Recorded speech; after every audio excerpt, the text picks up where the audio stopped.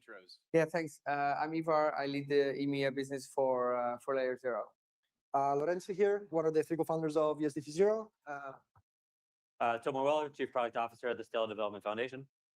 Fantastic. All right, so our topic today is dead capital. And let's start with defining what are we talking about? Where are tokenized assets stuck today? We know there are billions of dollars that are have already been tokenized on public blockchains. Estimates are U.S. Treasuries are almost $10 billion alone. Maybe can you explain to people why is the majority of capital unproductive today, and what is preventing them from being put to work? So we'll go around, give everybody a chance to talk to what's the subject here. Ivar, why don't you kick us off? Yeah, sure. So a lot of this tokenized assets and capital is not being put to work, right? So it is tokenized, it sits on a chain, it is not being used as collateral. There's very little like integrations and utility, and I think that's how I would define debt capital on chain, which is very unlike what's happening in traditional finance, where there's repo trades, there's securities lending, right? That capital is being put to work. It's not being put to work for everyone, because that's obviously a very shielded world of access. And I think that's one of the things that we want to break through by moving this on chain. But currently that is not happening for a lot of tokenized assets yet. It's just, it's tokenized, it sits on a chain, and that's about it. I would call it debt capital. Echoing on everything that Ivar said, on our side, One. plus one, I totally agreed. Most of my answers will be basically focused on one single RWA, which is Tether Gold, which is the one that we are focusing the most about. We come from an on-chain finance / DeFi team. We've always been very, very involved into the on-chain finance infrastructure and what people are actually building. And one of our main missions is actually to try to put Tether Gold to work within this whole suite of DeFi and on-chain finance product. It's been extremely hard. Tether Gold launched in 2020, and only now we're starting to see the first big integrations that are effectively, as you said, putting this capital to use, right? Like Aave integrations in the lending side of things with Tether Gold as collateral, et cetera, et cetera. And it's something hard. There's a lot of things that need to be figured out before we can actually reach mass scale adoption, pricing, regimes, interoperability, which is what we, both of us, I guess, really take care of. But it's definitely something that I think we're going to have a lot of improvements, especially in the next few months. Yeah, I think, like my friends here said, there's the aspect of, for us coming, from the native crypto space, we think a lot about composability and interoperability. And so from that perspective, a lot of these assets are kind of like, they're not in the game, right? They're not in DeFi, they're not used as collateral, they're not in liquidity pools, they're just kind of like not active. I would say that even before that, there's another aspect of, what we would call dead capital, which is that there's just kind of like not significant distribution. So a lot of times you go on RWA.xyz, you're like, oh, this is awesome. There's like $1 billion of this asset. And then you look at the holders and there's like 2 to 3 balances, or like 2 to 3 wallets are actually holding this. And this is because an asset manager, is decided to tokenize. They took this number from their database, they put it on chain, and they call it a day. And I think that's kind of like not very productive. And so both distribution and composability are things that we need to work on. Yeah, maybe just to add to that, like, I think distribution is gated in a number of ways, right? So integrations is super important. Like, are there use cases that people can access, and there's demand from a broader set of users, and there's also like restrictions by having an asset maybe on only one chain, right? So the interoperability aspect is there also gating distribution, or actually unlocking distribution. If your asset can move freely to whatever chain you see an opportunity, or where you can work on an integration or have a different use case, then that accelerates the distribution, and it unlocks utility. I think we're getting there though. Like slowly, Yeah. we're progressing towards that point, and it's definitely interesting to see. There are things that happen quicker and things that happen slower. RWA is definitely on the slow side so far, but I do think it's going to be kind of like a 0 to 100 situation. As soon as we crack it, and as soon as we properly lay down the railways under which all of those infrastructure move, it's hopefully going to happen very quickly, because I do strongly believe that the way we are approaching RWAs today, it is a strictly better form of technology than how it used to be done before the existence of crypto. So I'm a big supporter of the better technology will win. So it's just a matter of when. Absolutely, and it also feels like people were initially focused on, okay, how do we tokenize this asset, right? So like, how does it all work? And I think that part has been proven. by the way, there's lots of things that you can still improve on in that process and making it more easy, even for a non-technical audience. But also in our conversations, we see very much a shift where maybe interoperability was an afterthought even like 10 months ago. Now in 2026, there's just no excuse for launching on one chain. Right? So people start extending that strategy and think, okay, we know how to tokenize. Now, what's the distribution strategy? Yeah, 100%. So the interoperability people think that interoperability It's is important. the missing Who piece. would have Yeah. guessed, right? Yes, Go the- figure. Go Breaking news. We need someone else to have a kind of view here. So do you have examples? Do you have good examples you could give or you think of where people are getting productivity, on-chain productivity for their capital? And kind of related to that, what do you think, what is like your belief or your recommendation for people who are bringing capital on-chain? What are the things they should be doing to make sure they can unlock Good thing productivity? you've invited Lorenzo. Right? I guess. So basically, the thing is that, as I said in the beginning, we're really focusing on Tether Gold. We think Tether Gold is going to be one of the biggest things that are going to happen to crypto for a long while. And just it's been listed on Aave just for the last few months, and obviously the caps are still pretty conservative. I think there's like $100 million size of deposit. We have another $60-70 million in borrowable asset. We're focusing very hard, and we're going to have a bunch of products for the Aave ecosystem to be able to scale up those limits, hopefully. And for us, it's just very, very important that it is absolutely needed to make sure that all of those financial infrastructure are deeply integrated with Gold on chain. And that's where most of the focus of our whole company is actually going towards. And XAUT0 is just a tool, because in a situation where you can move without slippage and without fees and in minutes rather than days between chains, it just makes the whole infrastructure better. Just a few days back, we had the very first time that an XAUT, not even XAUT0 deployment, was launched on Binance Smart Chain, powered by the USDG0 network, listed on Binance, et cetera, et cetera. And we're very looking forward to see what the BNB chain ecosystem actually does to integrate it and put the capital to use. Yeah, so I'm happy to give two examples on two opposite ends of the spectrums that we're seeing in Stellar. So one example is Franklin Templeton's Benji money market fund, probably the first tokenized like money market fund done in like 2019. That is a very kind of like traditional money market fund, regulated in the U.S. Franklin Templeton have been around for a while. They move, they tread kind of like slowly, carefully. We see that start. Actually, in the beginning, the on-chain component was basically literally just a mirror of their internal database. That was kind of like the original filing. And what we saw is that as they were getting more and more comfortable with blockchain, they kind of like removed the internal database part. And so the blockchain became their like books and records. And then, even though it's like a closed loop asset, they started integrating more onboarding options, allowing other wallets. And so, it's when you're in crypto, it seems like very slow, but there's definitely progress that we've seen there throughout the 5 years or 6 or 7.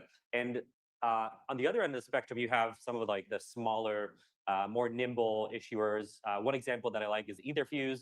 Etherfuse issues government bonds. They call these stable bonds. The collateral is government debt.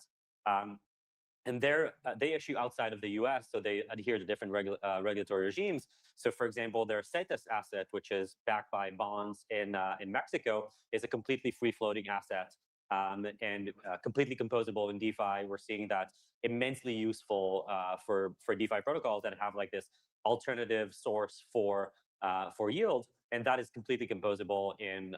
We're seeing this used in lending borrowing pools. We're seeing this used in liquidity pools. So kind of like throughout the spectrum, all the way to being able to off ramp to Mexican pesos in your hand. So these are kind of like two very different ends of the spectrum, but I think that we're seeing more and more of these examples come up. Maybe another example to add, I think, is the excellent work that the Centrifuge team is doing with their platform. Like, just make it interoperable from day one. We work closely together on that front, but it's like giving asset issuers a full platform to have different optionality on how to launch and where to launch. And then I would call stablecoins and USDT0 also an excellent example of RWA. Grown from 0 to 4.5 billion in a year. Yeah, 4.5, 81.5 today billion in total volume moved. So on 20 chains, all under 12 months. So yeah, I would actually say that's one of the best examples of how to put capital to work. Great. Well, so we touched a little bit on interoperability. Is what would be if everyone here is agreed that supporting interoperability is important, what would you say are the fundamentals of what someone who is moving forward on it issuing tokens needs to think about in terms of interoperability? Speak with them. What are the key principles that you would suggest they adhere to, or how should they approach that? Start with the interoperability people. Yeah, I Use can the give stuff. I can give that a go. So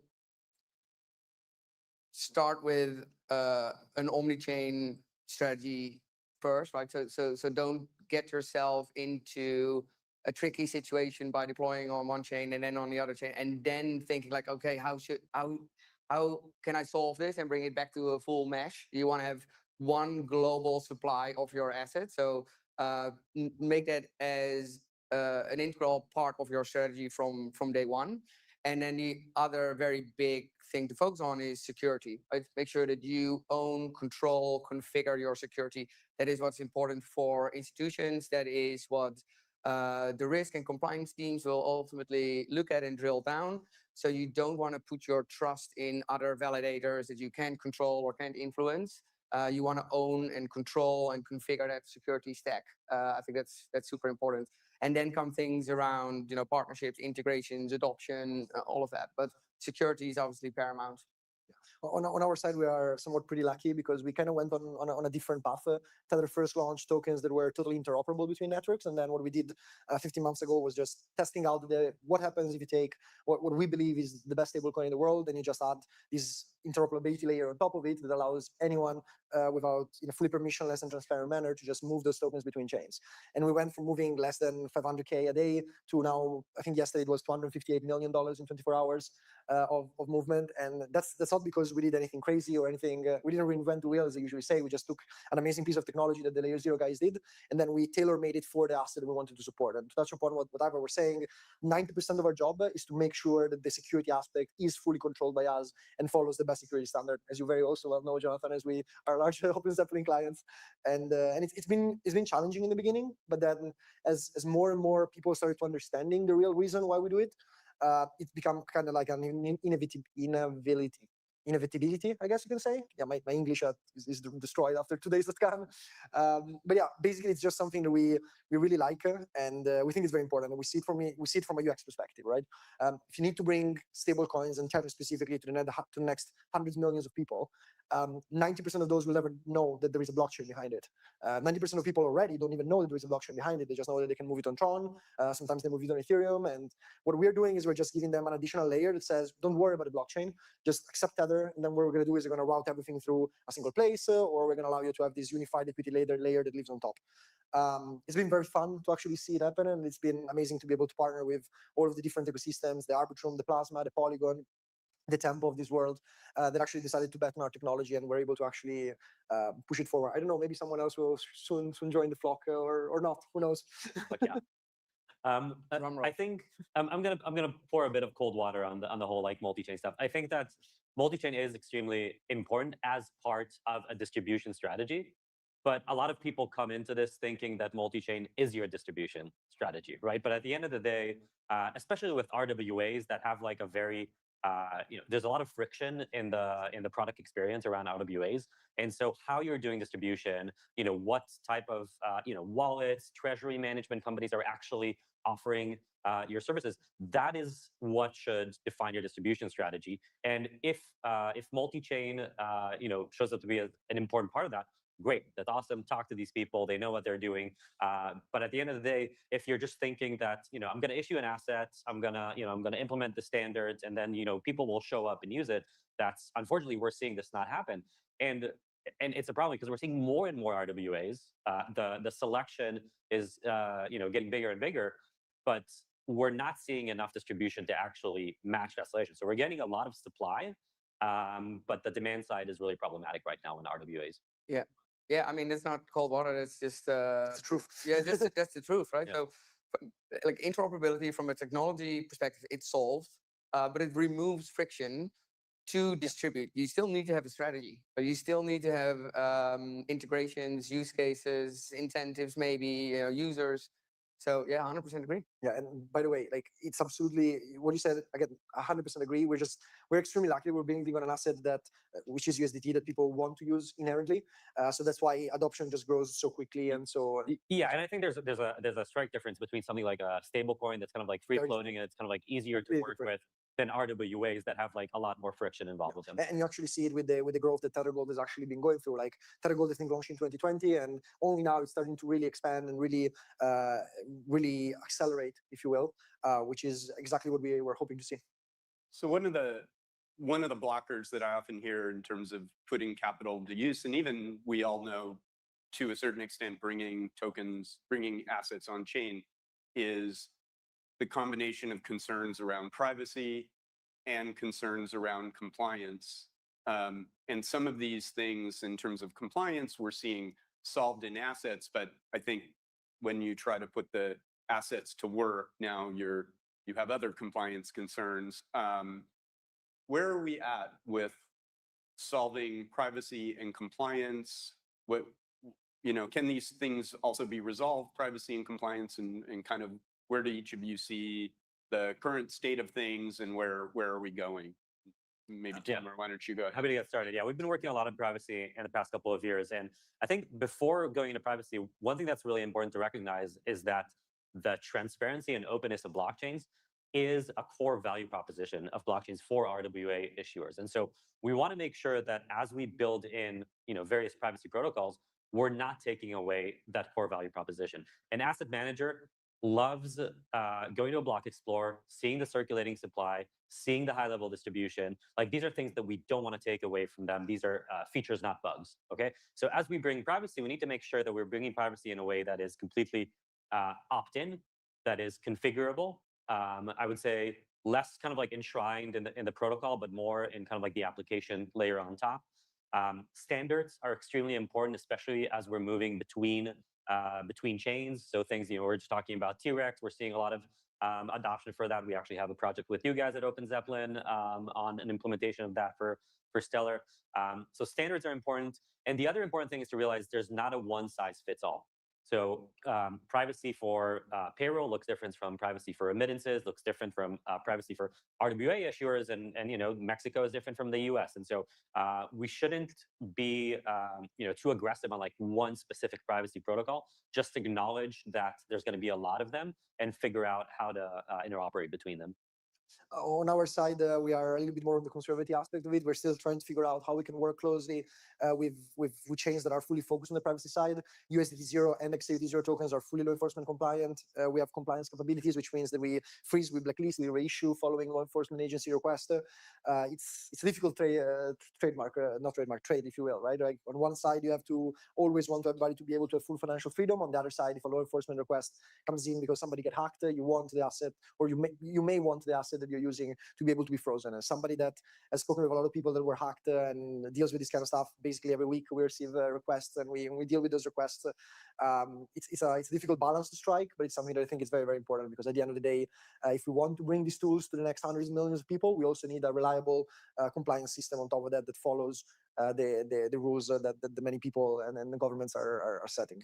And what we usually tell people is that if you don't want that functionality to be on the asset you hold, you're very welcome to use something else, something like Bitcoin or something like decentralized stables that do not have these capabilities. On our side, what we do is that we always do our best to protect users, which means that still with a pragmatic view, if you will, but if a law enforcement agency comes in, we act upon it. Yeah, maybe I like confidentiality better than privacy, right? Because it has a level of flexibility that depends on the use case and the jurisdiction and so on. Again, from a technology perspective, it's all possible. I would say, right? So we work with lots of different asset issuers, whether they are stablecoin issuers or funds or bonds or tokenized equities. So we have a lot of visibility on the requirements, and that is very flexible in the layer 0 messaging protocol to include. So whether that is blacklisting, whitelisting, rate limiting, even like message inspector hooks, right? So certain aspects of text field need to be in there for messages to move cross chain. super flexible, all possible. But I think we're still early in the adoption of certain standards, and some assets are just easier because they're more standardized than other assets. For example, like real estate, there's just more bespoke requirements and different rules in different jurisdictions, which I think are making it a bit more complicated for these assets to really take off. So we work a lot in standards at Open Zeppelin. Do you think there's a need for more standardization in terms of, specifically in terms of putting capital to work and being able to utilize it?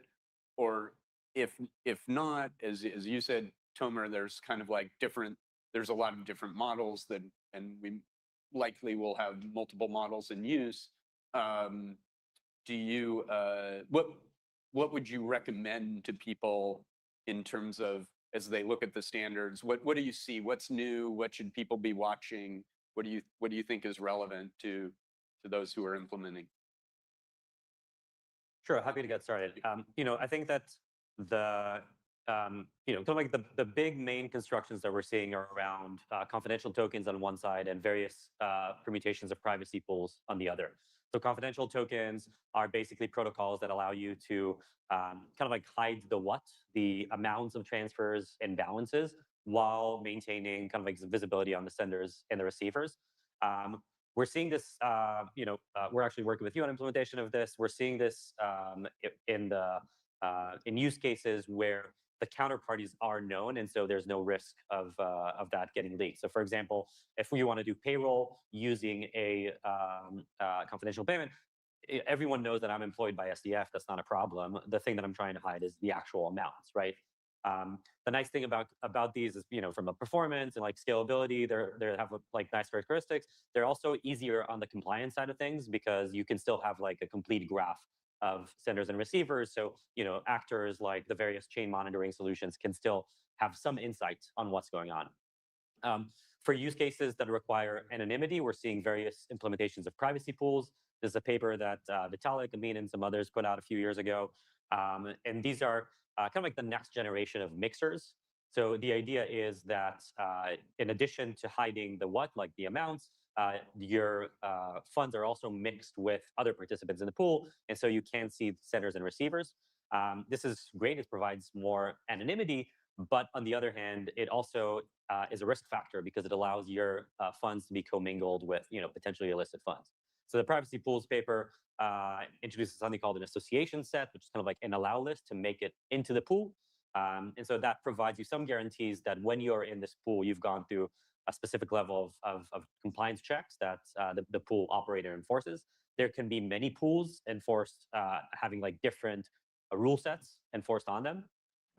We're still trying to figure out kind of like the edge cases. What happens if someone, for example, was kosher when they got into the pool, but then something happened and has been kind of like removed from the allow list? How do you, kick them out in a way that still maintains kind of like the properties of the pool? Oxbow are doing something called rage quit, which is kind of like a forced withdrawal for a forced transparent withdrawal. And I think eventually for the regulated assets, we'll also need probably things like clawback, which in crypto is a bit it's a bit of a triggering term. But if you are a regulated asset issuer in in the US or other places, you really need to have like a clawback capability. I'll be way quicker. On our side, it's mostly R&D for us. We're looking at it.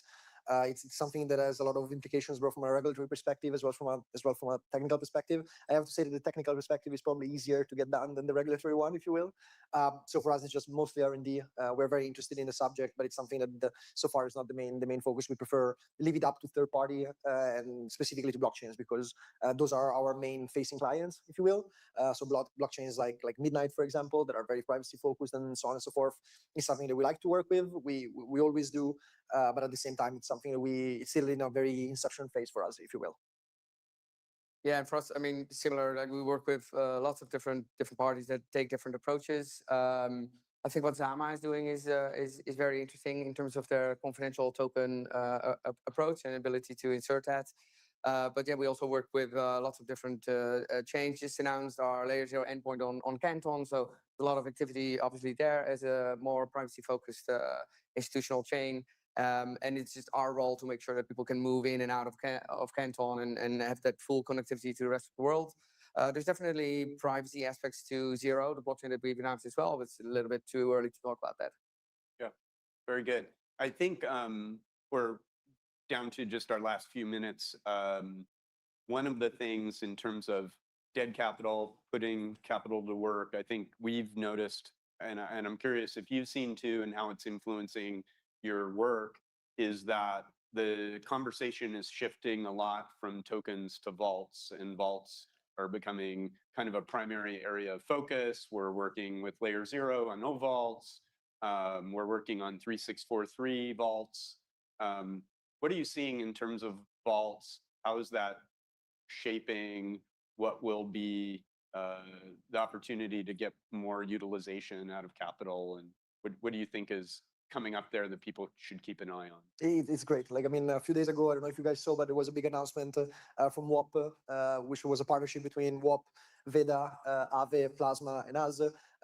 Firstly, it's one of the coolest things that we've seen happening in a long time. Basically, the idea is very simple. When you are funding your WAP account or you're receiving payments via WAP, via USDT, the USDT are immediately, you can accept them from basically, I think, whatever chain. They are routed through the USDT Zero network. They're sent over to Plasma, deposited in a Veda vault that then provides them on Aave, which basically gives the ability to all of the WAP creators to earn, I think it's around 6.6% APY, which as somebody that was very early on in DeFi doesn't look like much, but for people using the platform, it's actually better, and they can get from a lot of their traditional financial infrastructure.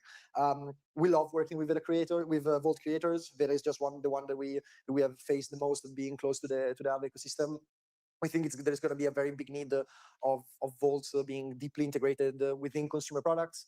The Tether Rumble wallet, other products that I may or may not disclose that are coming soon in the Tether ecosystem are going to be in need of some kind of permissionless yield being passed on to the users. And for stablecoin, vaults are absolutely amazing. We're personally very, very excited about vaults built on the gold product, as you can imagine, because we know tens, if not hundreds of teams that are building what we see to be the holy grail right now of the industry, which is sustainable yield on gold on chain. And we are building all of those little building blocks that are needed to actually execute those situations. Obviously, most of the yields come from the lending side of things, so we're focusing on liquidator of last resort, deep liquidity to be able to process liquidations and so on and so forth. And it's something that really excites us. Yeah, I share the excitement on vaults. I think that zooming out, what you see is just asset management being built on chain, but then bring the composability and bring the programmability, the transparency that we know from crypto to this massive asset management world. So I think what we are seeing is just the beginning, and especially bringing that programmability and transparency will just unlock many more use cases and providing access to a much broader audience. So through our work with Ovault, which is just like abstracting chain complexity away from vaults, we get to see a lot of that activity and work with exciting teams, whether it's like Morpho or Athena. So it's just super exciting to see all of the activity that's ongoing. And I think this year and into the next, that will just only accelerate. Let you have the last word. Yeah, vaults are definitely, when we talk about composability and DeFi, this is it. And we are seeing some, I was talking about stable bonds on Stellar. We're seeing some vaults utilizing these assets, and this is great. I think from discussions with the big asset managers in the States, there's still, obviously the regulatory regime right now is much better than what it was a couple of years ago. But I think in terms of the composability and anything that looks like DeFi, it's still problematic. I have asset managers telling me, hey, I need to file reports to the SEC.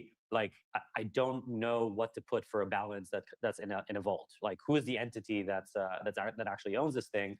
There are reporting requirements, and we're not in a place yet where trust minimized protocols are kind of like legit entities to hold balances. So there's definitely some room to go there. Hopefully the Clarity Act will help with that. If it passes. If it passes, yes. So there's still room to go there. Well, thank you all. Fun It's a pleasure. conversation. Thank you so much. Yeah, thank you. Thank you.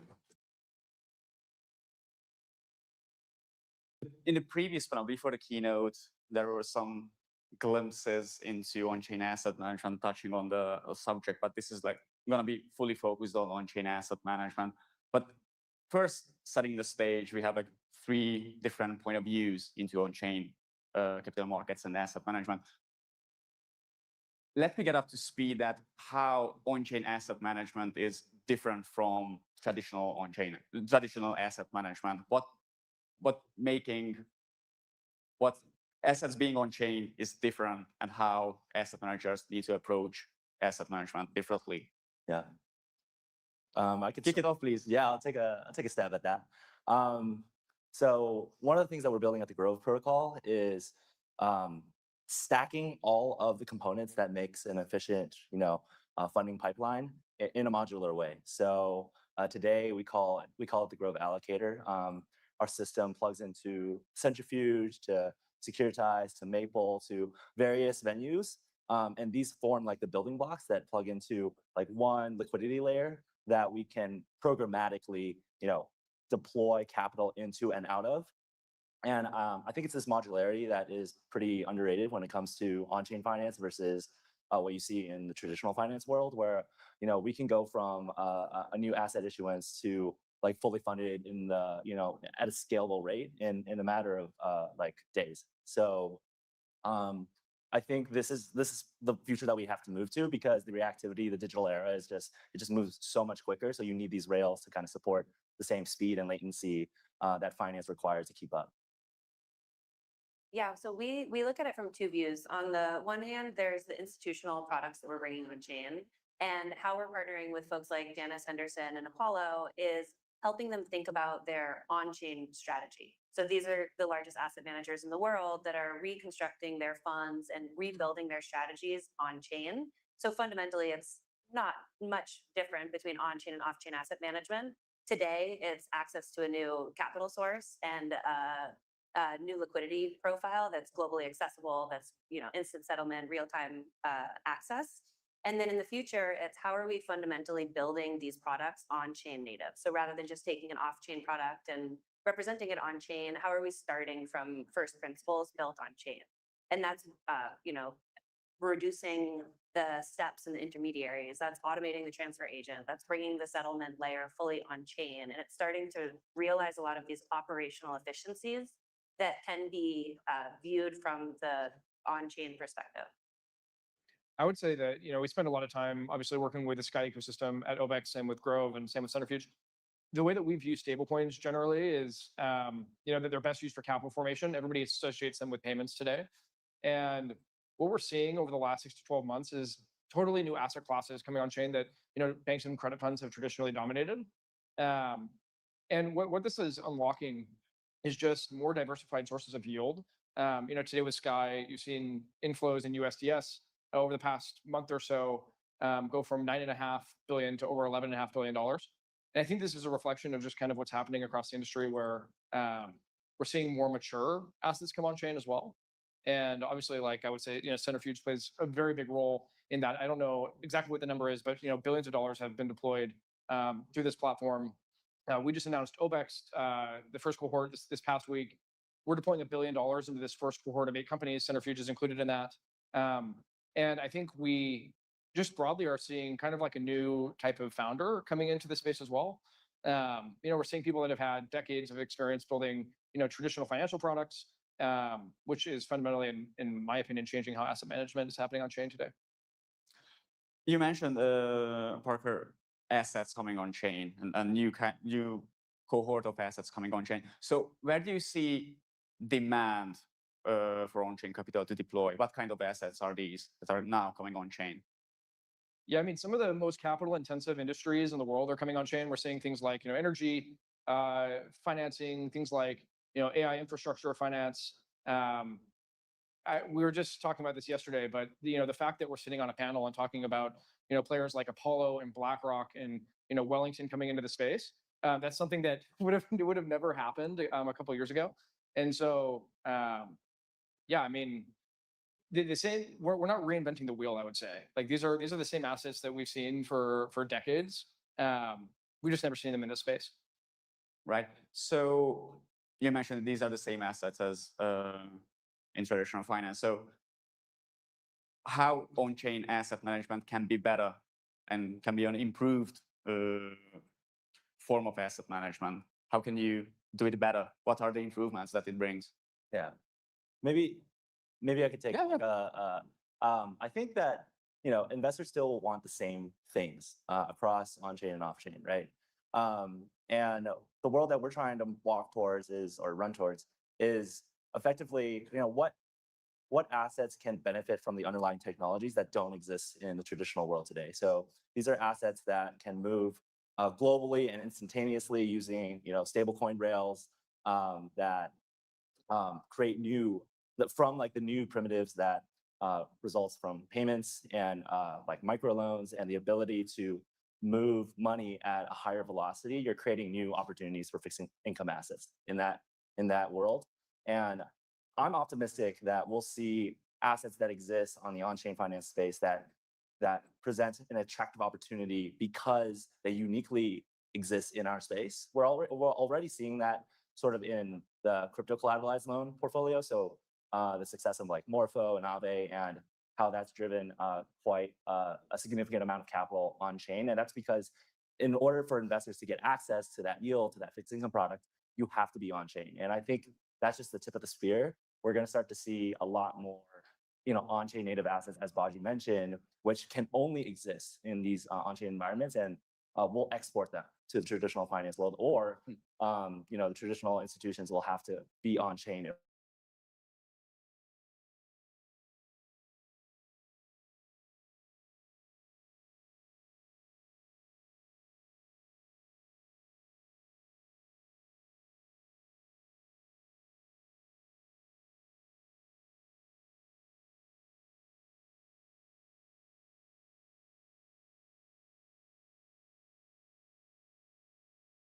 To really see product market fit for real world assets.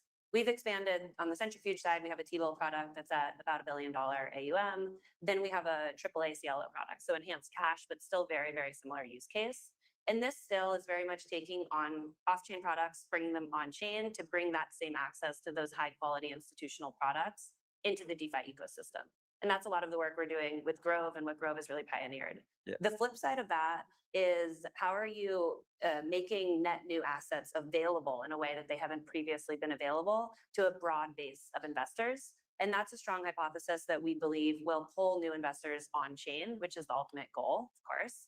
And that's a lot of the work we're doing with OBEX, which is Daylight is an example, shared partner we have where Centrifuge is running the infrastructure for Daylight to tokenize their products, build their vaults, create their tokens, and is an early bet that Framework and the OBEX team have made. So with the work we're doing with Parker, it's a lot about what are net new products that can be built on chain from day one that we can bring to the wider investor audience and drive these allocations on chain because it's the best access to these new types of yields and new interesting products. There's still, of course, demand for those from on-chain capital allocators, but we're all working towards this path where we can create products on-chain that will either be packaged and distributed through DeFi apps or fintechs or neobanks to bring new capital on-chain, just fully abstracted in the back end, or will be that direct access point for these new types of interesting yields that aren't easily accessible otherwise. How's risk management different from traditional finance versus on-chain asset management? Because before we came to the stage last week, we chatted about private credit and pressures in the private credit sector.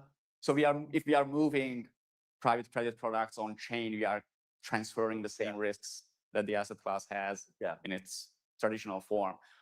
So how should on-chain asset managers think about risk, bringing all these assets on chain? Yeah, I think one of the things that we think about a lot is because we have like a higher velocity of money movement. One of the lessons from, for example, like the SVB crisis is that the world is different now in terms of like access to your capital, access to financial products, and people like users are behaving differently with new emerging fintech solutions and neobanking solutions and just more digital solutions in the banking era.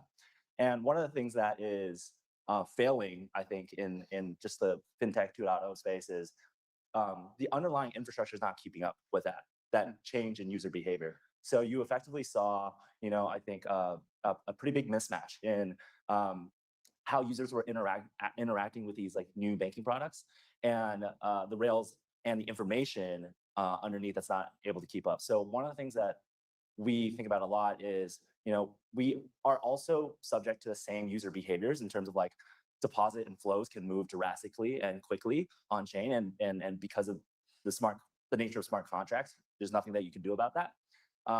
And what we do to mitigate is we try to build all of the infrastructure around supporting users' decisions and what they'll do with their capital through driving greater transparency, through driving additional market components that can meet that demand in the right time. So there's a lot of algorithmic and programmatic components in our system that is both reactive and predictive to what we're seeing happen in on-chain markets. And that's only possible because we have access to all the information, like throughout all the protocols that we're integrated with.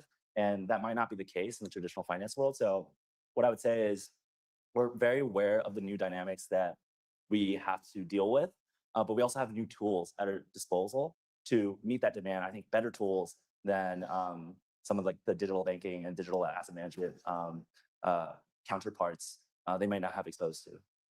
And also you were very early, like if we go back to the Block Tower days and the work that we did together there, a lot of that early hypothesis was how can we create the create the underlying asset. So right now, a lot of the work is just tokenizing funds. The future is that the work will be tokenizing assets and then constructing the portfolios and building the securitizations on chain native. And that's, the future of asset management as well. But what it provides is the ability to actually see every single asset that's making up the portfolio and have that detailed level view and better underwrite the risk, because you can actually have real-time transparency into what is making up that product under the hood, which really, there just isn't the structure and the infrastructure to do that in traditional markets right now. Right.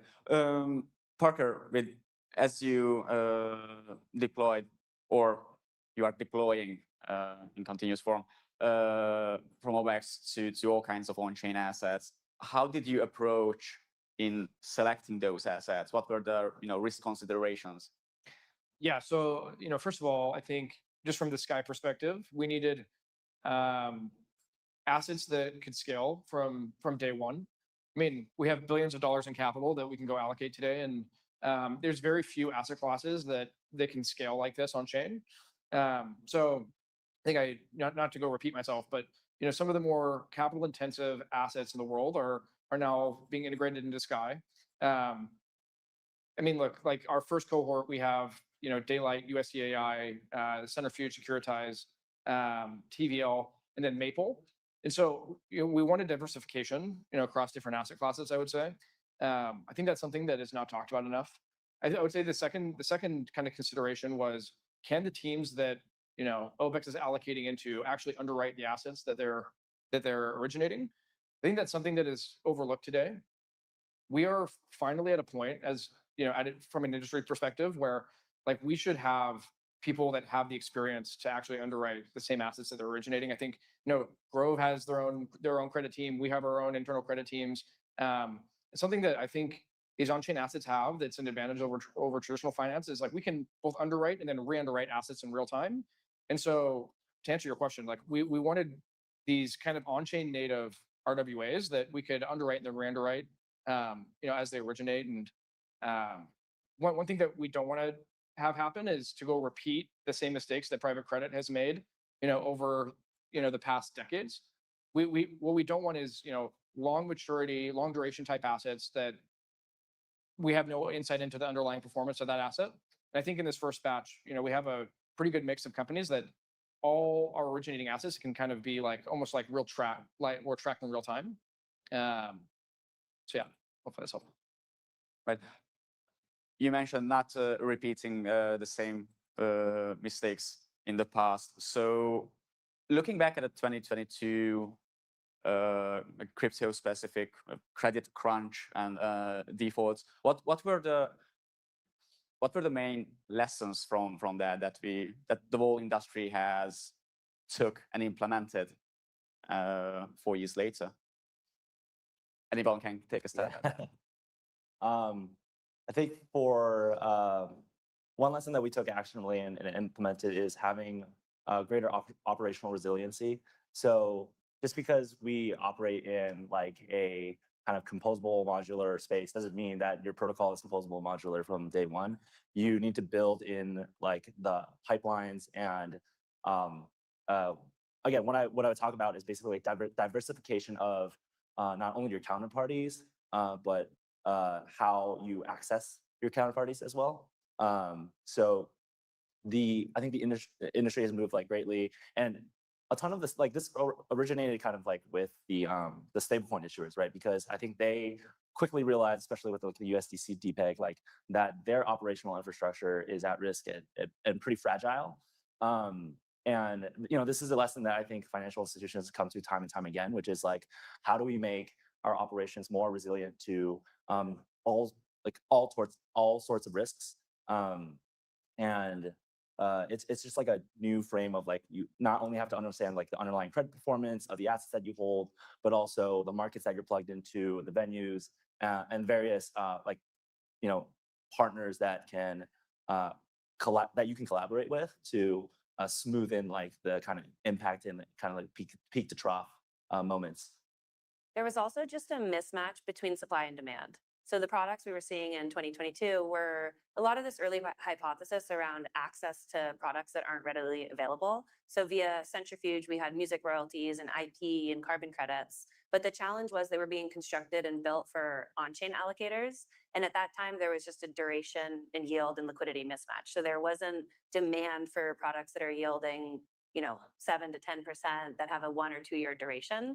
And then the ecosystem wasn't mature enough to sell those products to off-chain allocators. So there wasn't demand from on-chain allocators, and there wasn't the ability to sell them into traditional markets. So a lot of those products that were built at that time just really never saw any growth and any product market fit. And that resulted in failed early starts and a lot of learning and plumbing being developed around what was needed at that time, but just not the right product for the demand that we were seeing on chain.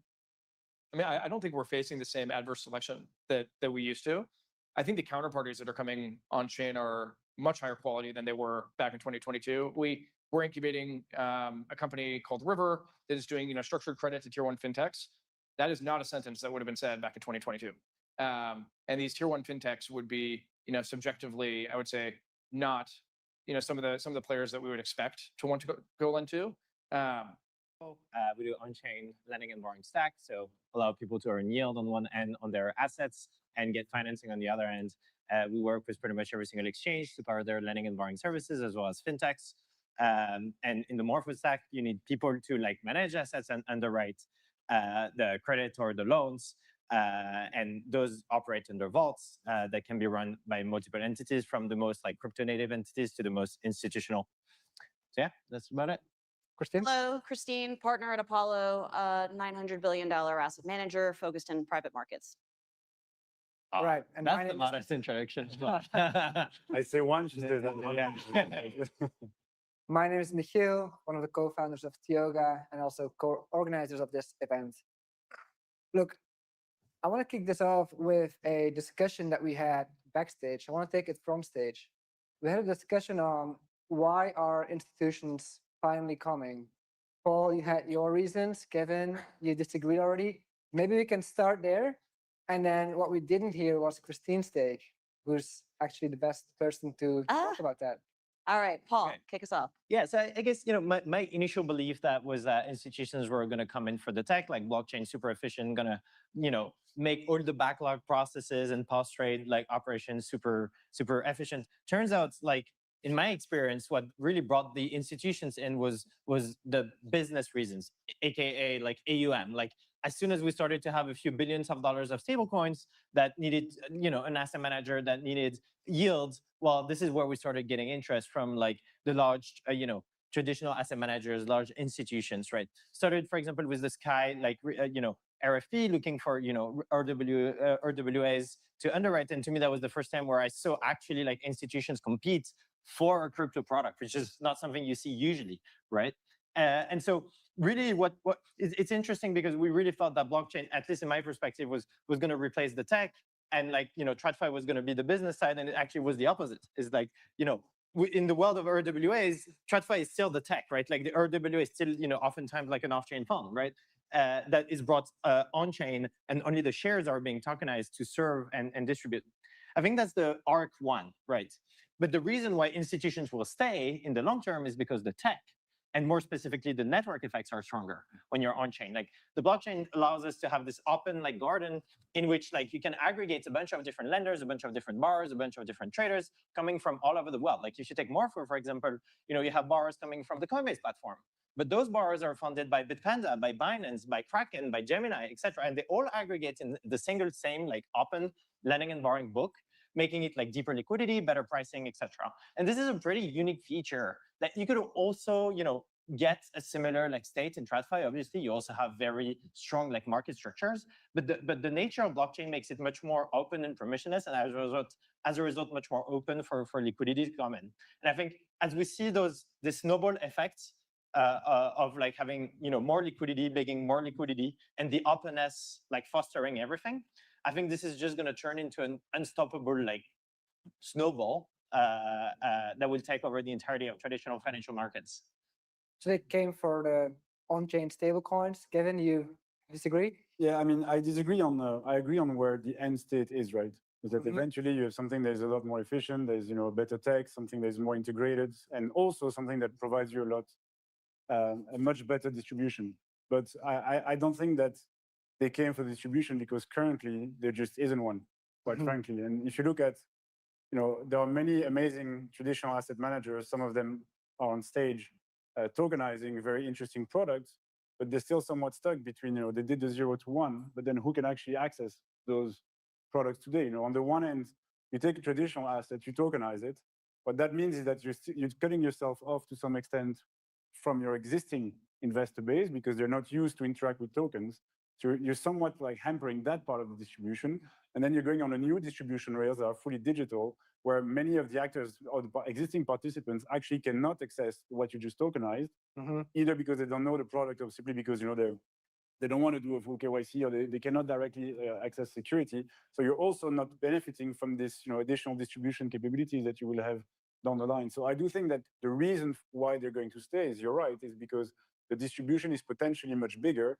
But I would just be a bit careful now saying that they came for the distribution because that implies that distribution is not a problem that we need to solve, where I think it's actually the biggest problem and the main reason why this is not growing at real scale yet. So I think that's right. And I think it would be just like it sparked the interest of some business units, whereas before it was more the technical team or like, that was piloting stuff to do like PR announcements. Whereas now as crypto projects, we can address business units that really can drive stuff. Right. Okay, so I'm just going to disagree with you both. I came for the future. We're here for the future. Neither the tech nor the distribution. We're here for the future.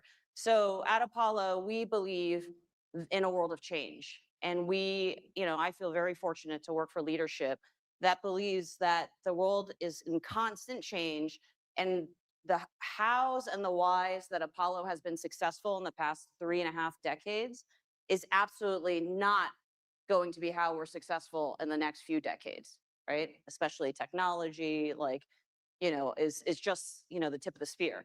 So, I mean, in terms of like why we're here, like definitely positioned to the future, like just seeing that there could be, all different types of disruption, either technological or business model, distribution disruption. The world is changing, so want to be at the front edge to actually learn about all of that change. How was that? I'm trying to make it spicy. In reality, I agree with you both. In reality, financial institutions came for the technology about a decade ago, and there was all this promise for operational efficiency. But in reality, operational efficiency is hard to actually capture and doesn't really pay the bills. And so you do need the commercial use cases to actually bring a lot of that technology to reality. Like people get a lot more excited about building new businesses and new experiences and expanding business than, constricting their business.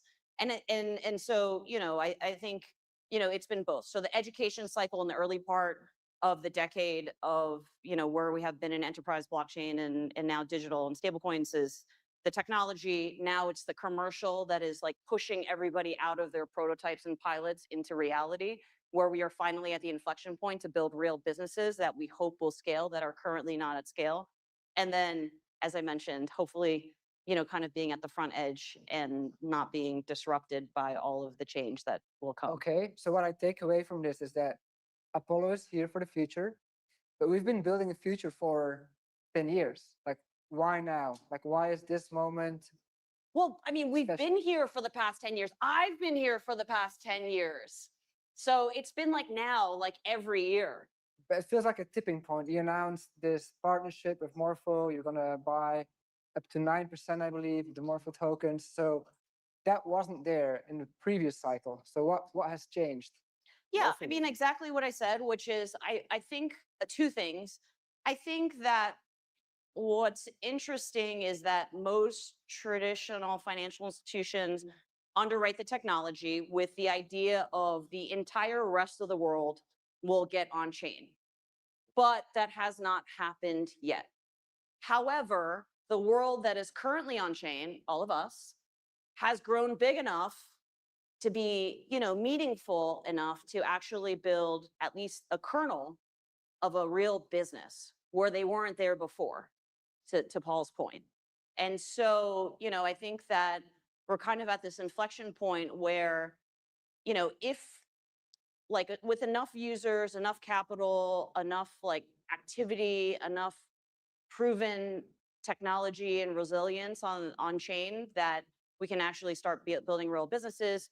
And like actually like we as the ecosystem being like sort of the vanguard users, like the pioneers, that we can sort of shape the products and the businesses that can be viable, and that and we obviously have a large tolerance for jankiness and like weird weird stuff and like bad user experiences that need to be improved. But like like we are a patient vanguard pioneering crowd that can sort of shape and refine these business products and businesses that will eventually become good enough to attract everybody else into the on-chain economy, which then will help us scale. And I think that will happen fast. Like, I think it's like sort of like slow burn, getting to a certain point where it's like finally, like, I mean, in all cases, like unless something is like 10x better than what you currently have, there's just too much inertia to like want to change your behavior, trying to change your system, trying to change so,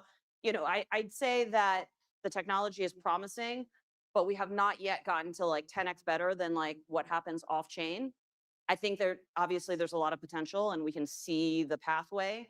And, as someone said, earlier in one of the panels today, like now time is compressed, especially with AI technology and like, kind of how software develops. Like time is compressed. Things that would have taken years now take months. So like now we're even accelerating much quicker than we think. So we hope we're sort of stepping into a point of time where, we can finally get to building real businesses with everybody who's on chain today, and then accelerate with broader adoption shortly thereafter. Yeah, I think but you mentioned what has changed. I think also like the theme of, tokenized securities, there was already, all the rage in consensus 2018, same topics, same thing. But like back then there was nothing. Like how are you transacting digital value? How are you custodying it? Where can it actually be used as collateral? How deep can you get? How deep liquidity can you actually get? Like there was absolutely nothing. So you just had 8 years to actually build the underlying infrastructure and rails that you need, so that we get to a point where finally things can move somewhat efficiently.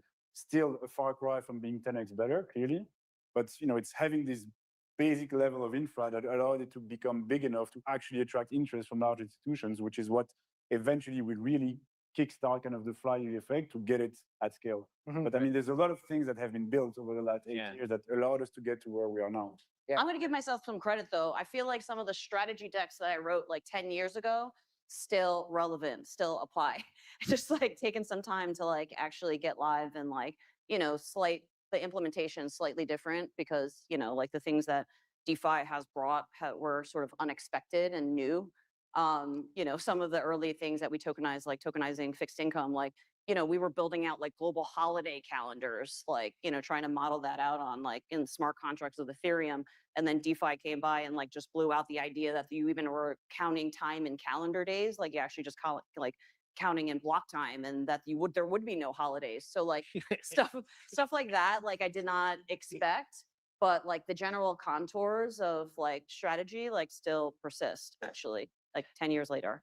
I think to me, the why now is really like, so on the business side and on the tech side, there are two very specific points in time. For the business side, is really seeing all the distributors over the last year starting to move on chain. Like if you take all the crypto exchanges more than a year ago, they were all building on top of backends, like literally centralized backends, right? And ever since Coinbase like announced they were like moving all their lending and borrowing activities on chain on Morpho, every single like fintech or exchange is thinking about this like DeFi mullet style integration where they think of the chain as their backends, right? And they think of the chain as a backend that will be shared with their competitor, where they will share liquidity with their competitor, they will share, you know, efficiency with their competitor. And I think well, there is the reality of today, which is like, you know, a few billions only like coming from Coinbase and Morpho and a few hundred millions from other exchanges in DeFi in general. But now, if you get into the board of every single fintech, they all have a roadmap to move everything on chain. Like not just like the crypto section of the app, which is about speculating on new tokens. It's about moving the entire financial stack of those distributors that had been owning distribution but not owning infrastructure. And for them, it's an opportunity to own both, right? And I think this momentum is noticed by the institutions, and they want to be serving those distributors as well, right? So that's like really the drive that is new and the why now on the business side. And now on the tech side, I think is just to Kevin's point, is like really infrastructure maturity. Like 2 years ago, it was still very expensive to transact on chain, right? And we cannot forget that, but there is like a maturity at the infrastructure level, both in terms of latency, transaction per second, like, you know, gas fees, etc., but also at the application level. Like Morpho did not exist. Like the current deployment of Morpho, like Morpho Blue, did not exist 2 years ago, right? Today we have like $12 billion of deposits, but there was no such thing as like a modular lending stack that allows anyone to like manage assets on chain, right? So I think this was like the key ingredients that were needed to like, you know, start building this activation energy to start disrupting a little bit. But to Christine's point, like the activation energy we need to move the traditional financial markets on chain is still much bigger than what we have today. Yeah. But Would you and say to your maybe point though, just a to your quick point though, I want to give a shout out to Sky and the Sky allocators like Grove. Like I do think that, you know, their allocation of capital like has encouraged a lot of innovation and has encouraged a number of traditional financial institutions to come on chain. I mean, no one ever wants to tokenize anything and like, you know, have a token like sitting at zero. And so, you know, I think that they have provided like really great support and like almost kind of like incubation, if you will, to allow like a place for traditional institutions to experiment with bringing their products on chain. Because keep in mind, like there's the like we have to like figure out how to get it on chain, but behind every, you know, digital assets person at a TradFi is like them having to make the case internally, like why this investment of resources and time and effort and potential reputational risk is like even worth it. Like what, like why not just conduct normal business? I mean, not everyone believes in a world of change the way that we do. So like, you know, the case is harder for other places. Like, you know, and so, you know, got to give a shout out to the crypto native allocators out there that, you know, are encouraging the real world asset tokenization work. You know, because it is helping to bring others, not just us, but others on chain. On the infra side, I'm understanding that we're finalized, or is there anything missing to really get to the next level? There's a bunch missing. There's a lot. So I think What are the key? so, speaking from the lending and borrowing perspective, the key, most important missing piece is fixed rate, right? It's like the thing that every single institution have been asking us. Like currently, for those who don't know, the way rates are determined in DeFi is through this sort of like interest rate curve that was super innovative. That was great in an environment where gas costs were high, where you had very few smart people on chain that were smart allocators of capital on chain, etc. This has changed. Gas price is low. We have super smart capital allocators in the lending space, capable of like literally every block bid on like new loans and everything. And so now is the time to introduce fixed rate and obligations trading to DeFi, the same way TradFi would do it, but this time on open rails, right? And this is something we've been working on for more than a year and a half now, and that we've disclosed. This is like our next big thing that we'll be releasing soon is about like fixed rate, fixed term markets, right? And with this, all this sort of like institutional grade like compliance guardrails, that package, that, you know, toolbox that comes with it, allowing anyone to like configure their loan and obligations the way they want, right? You know, having specific, you know, recipients or guarantees, not only just on the collateral, but broader set of criteria that allows to issue loans that go beyond crypto-backed loans, that can get into RWA-backed loans, stock-backed loans, or under-collateralized loans. I think from my perspective on the DeFi world, that was the biggest missing thing. And then on the infra side is definitely privacy, but I don't know much about this, so Kevin, do you agree? Yeah, I mean, so I agree. Yes, I think the part I would see as well that is maybe a bit more like far-fetched to some extent, but for me, what's missing is a way to have permission at scale. Like having something that is permission, but that can actually be distributed at the same scale as something that is permissionless would, because I mean, you have two things, right? Yes, you have the whole thing, how can we make your infrastructure like more efficient, less costly for large institutions, but what is also, I think, a very big part of the ethos of crypto in general is like, how can we make everybody own their own value and actually have something that goes directly to retail and individual investors, individual users. But I don't think that there's going to be a world where everything is going to be permissionless and just fuck it, let's go. That's not going to happen.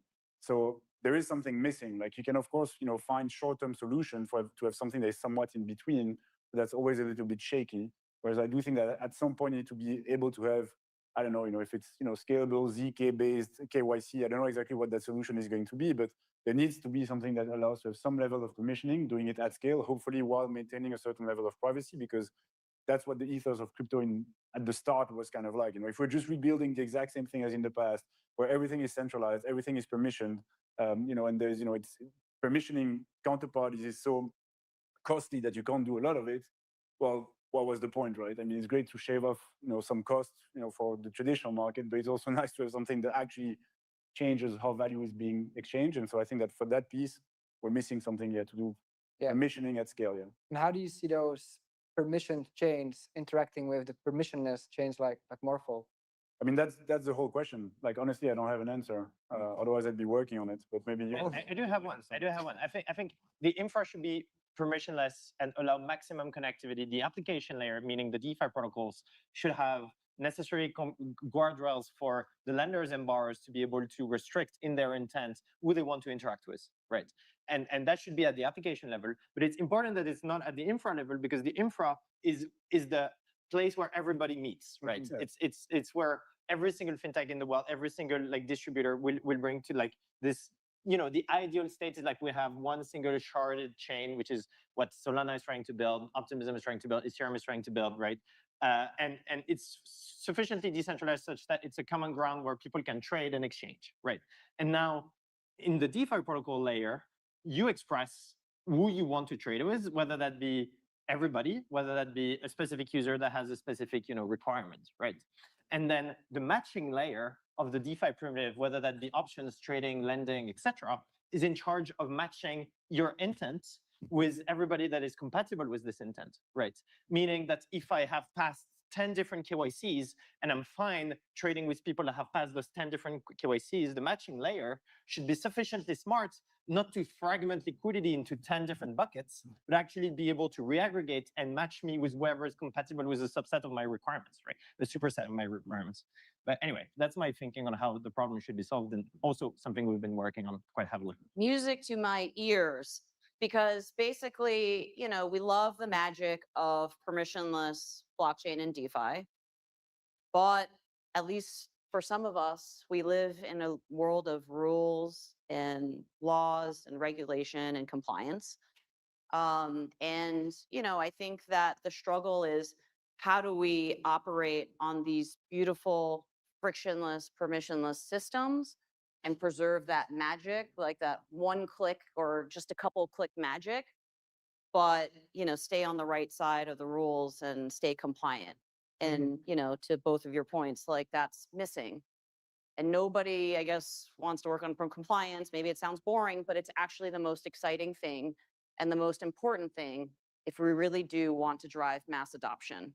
Because, the capital at scale, the distribution at scale will probably come in regulated packaging like me. And there's, no way that we can operate entirely permissionlessly. And so, but, if you let our teams destroy the experience by adding, conventional, traditional compliance rules, regulations, paperwork, then that's going to be a bad outcome also. So it needs to be something new, something like what you described, or something that I hope all of you will build. Open call, please build it. It's really important.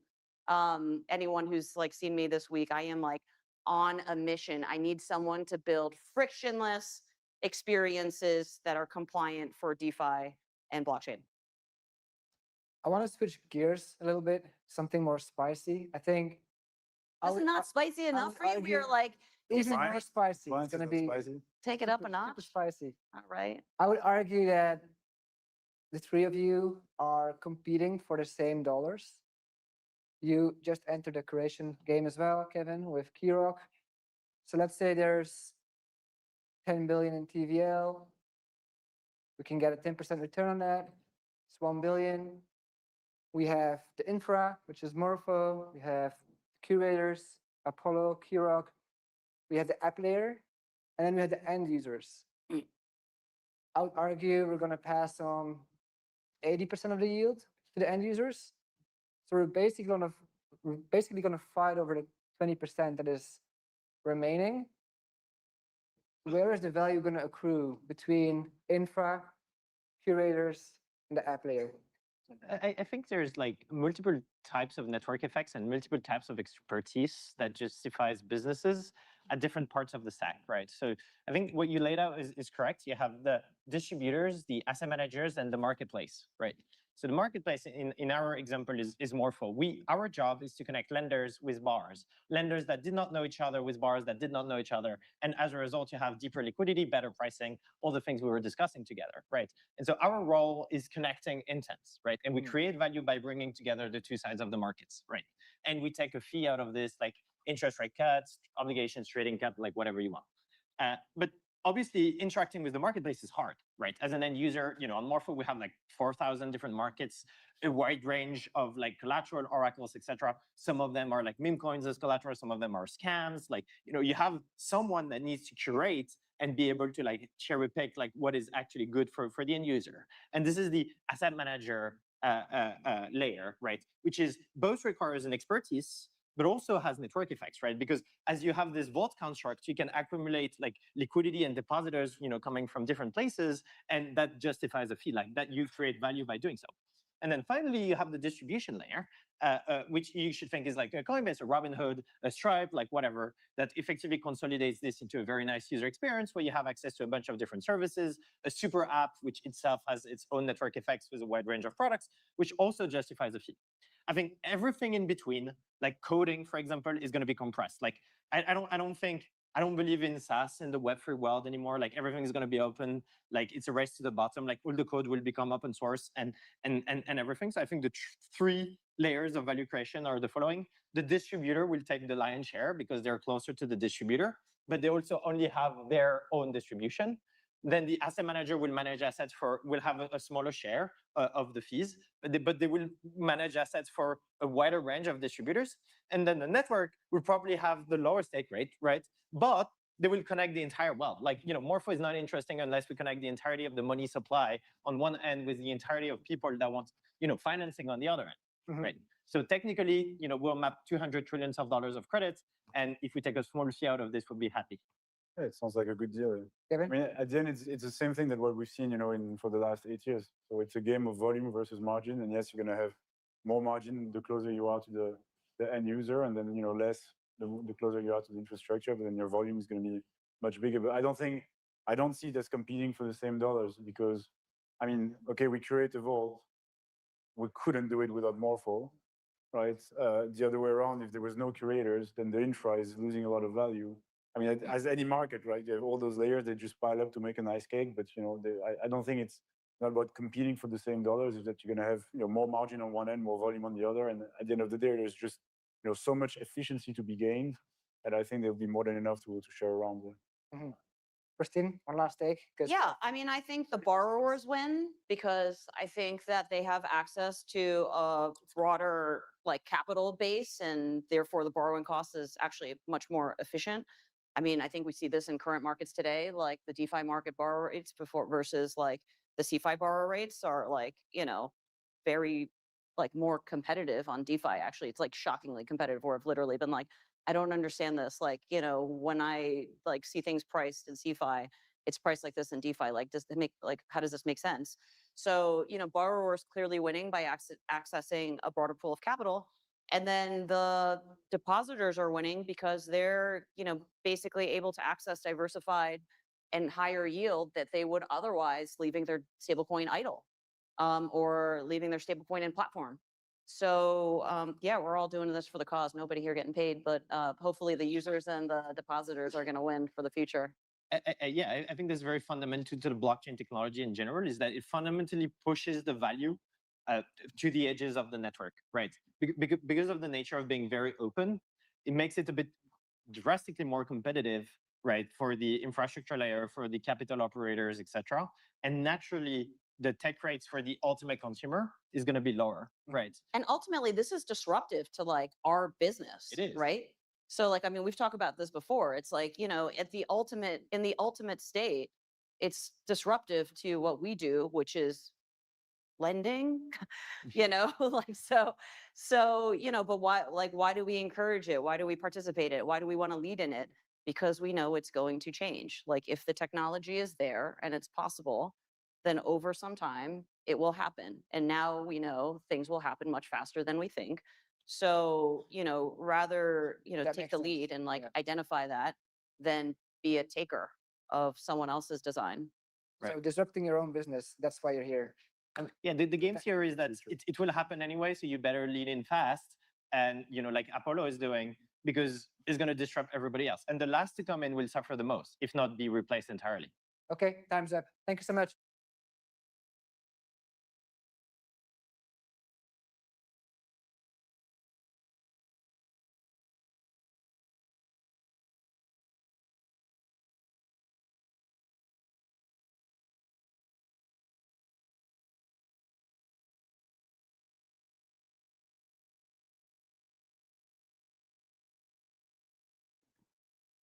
My name is Elaine Misa. I'm here from Optimism. I focus on DeFi partnerships and growth.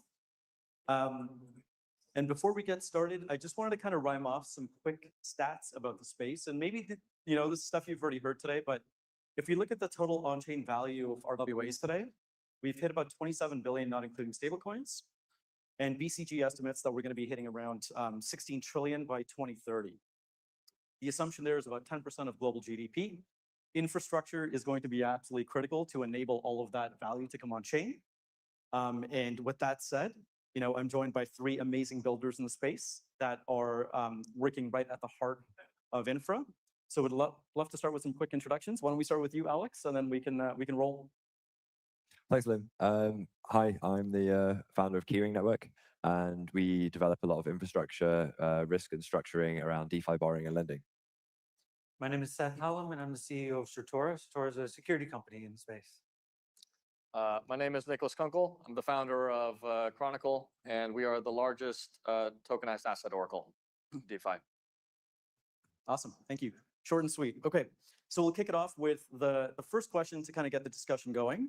And this is really to set the stage around how we define what critical infrastructure actually means in RWAs. So when we think about critical infrastructure for asset tokenization, oftentimes we kind of define it differently. We think about oracles, we think about compliance, we think about custody, security. So how do each one of you define it from your unique vantage point based on where you are in the stack? I'd love to hear from you guys. Maybe let's start with Nick on the other end. Sure, right? So we kind of come in at step 2, right? Step 1 is, you tokenize the fund.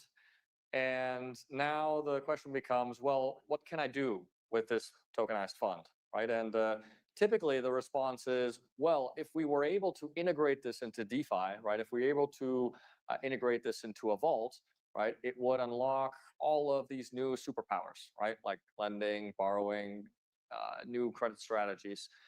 And then the new problem becomes, well, we don't really have the data pipeline, the data infrastructure, right, to actually integrate one of these tokenized assets into a vault. So that's where oracles like really play this role.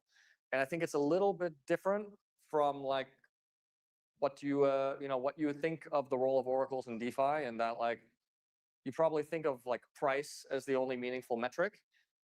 When it comes to tokenized assets, oracles serve a much broader role in just providing context of the underlying reserves, let's call it the backing of the fund, right? The performance of the fund, all of which are relevant metrics for automated risk management infrastructure that is inherent in keeping DeFi secure.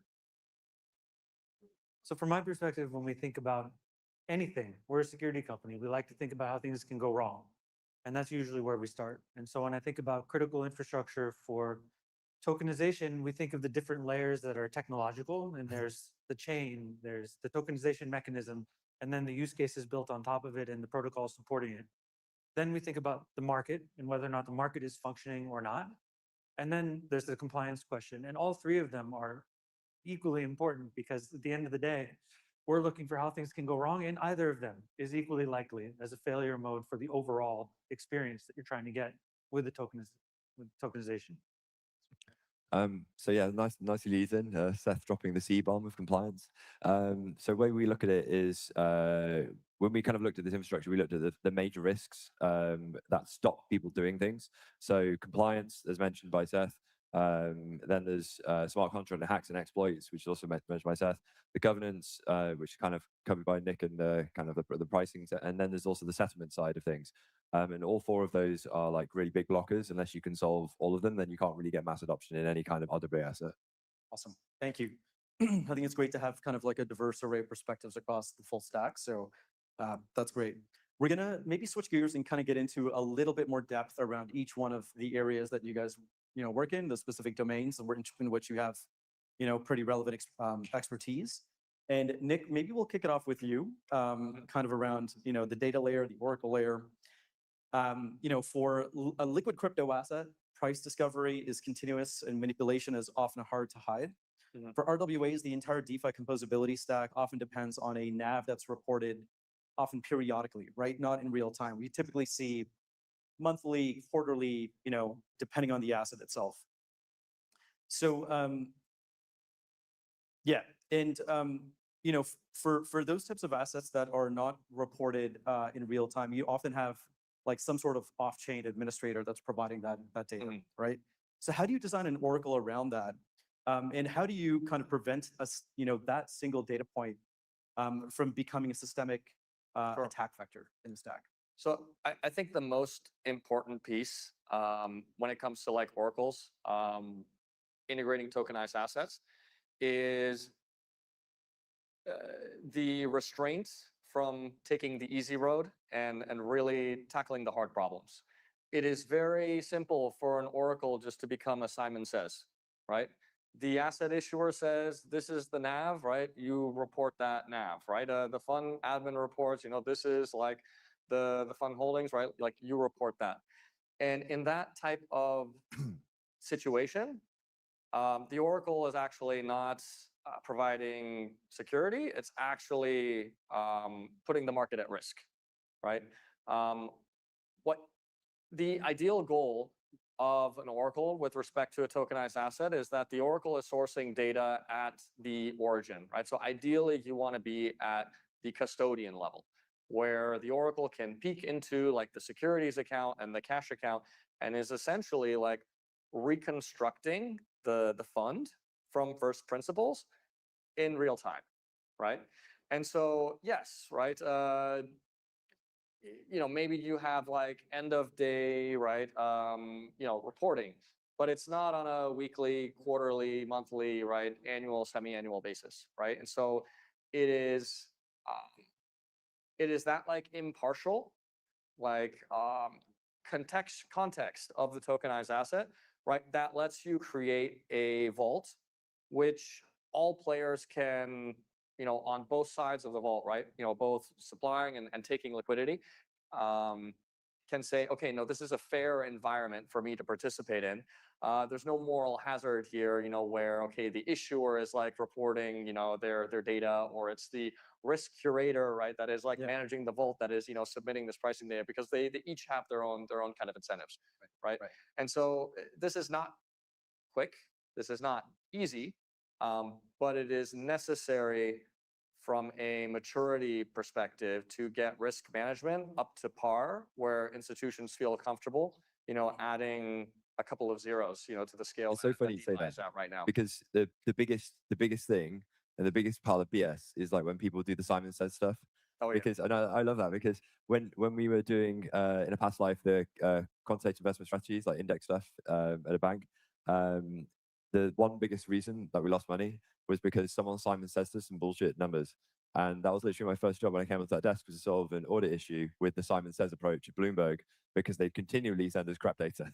Not like all the time, but like 1 in a million, they get you and then you just down 50K immediately because you got to unwind positions. And so the NAV being accurate because you're checking under the hood and making sure that it's not a crap number is like probably the most important thing. I think keying off of one thing you said though is that what prevents the oracle from becoming the attack vector? And to me, the answer is that security is always about the path of least resistance. And so it's a matter of making sure that the attack vector through the oracle is not the best way to steal. And if it is, it will become the attack vector. How do you do that? There has to be multiple layers. There's always multiple layers of protection in any secure system. And so if the oracle is manipulated somehow, what's the next circuit breaker that's going to protect you against a complete loss of funds? And any robust system has multiple layers, and without it, someone's going to find a way. There's nothing you can do to stop it. It's always Oracle exploits, aren't they? It's like almost all the hacks start with some kind of price manipulation or Oracle manipulation. No, absolutely. Agreed. Right. But Oracles are the Achilles heel, right? Not just with respect to tokenized assets, but in DeFi generally. Yeah. Right. But a lot of the price manipulation is also from low liquidity, and that's just Yeah.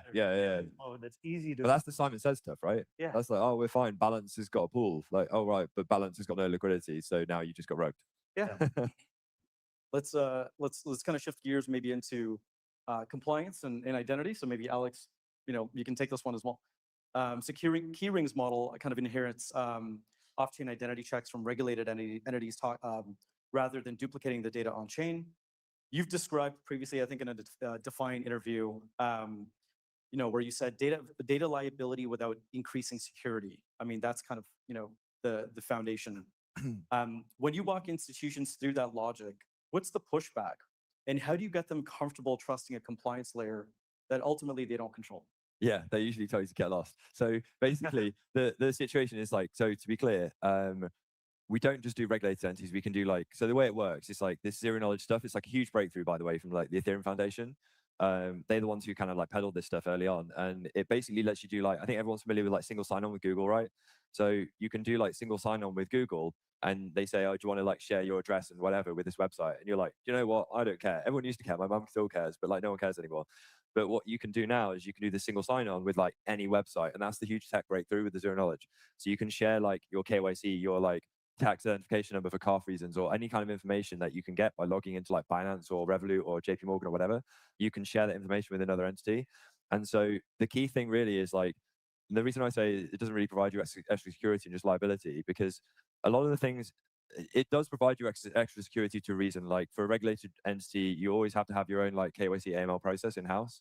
But I think what we're seeing a lot of is that we've had this like weird, and I'll try not to be too long on my little side quest here, but what people started with in like the 90s, you had to go into a bank, right? You had to physically go into a bank. You had to like know the bank manager, and they would know their customer.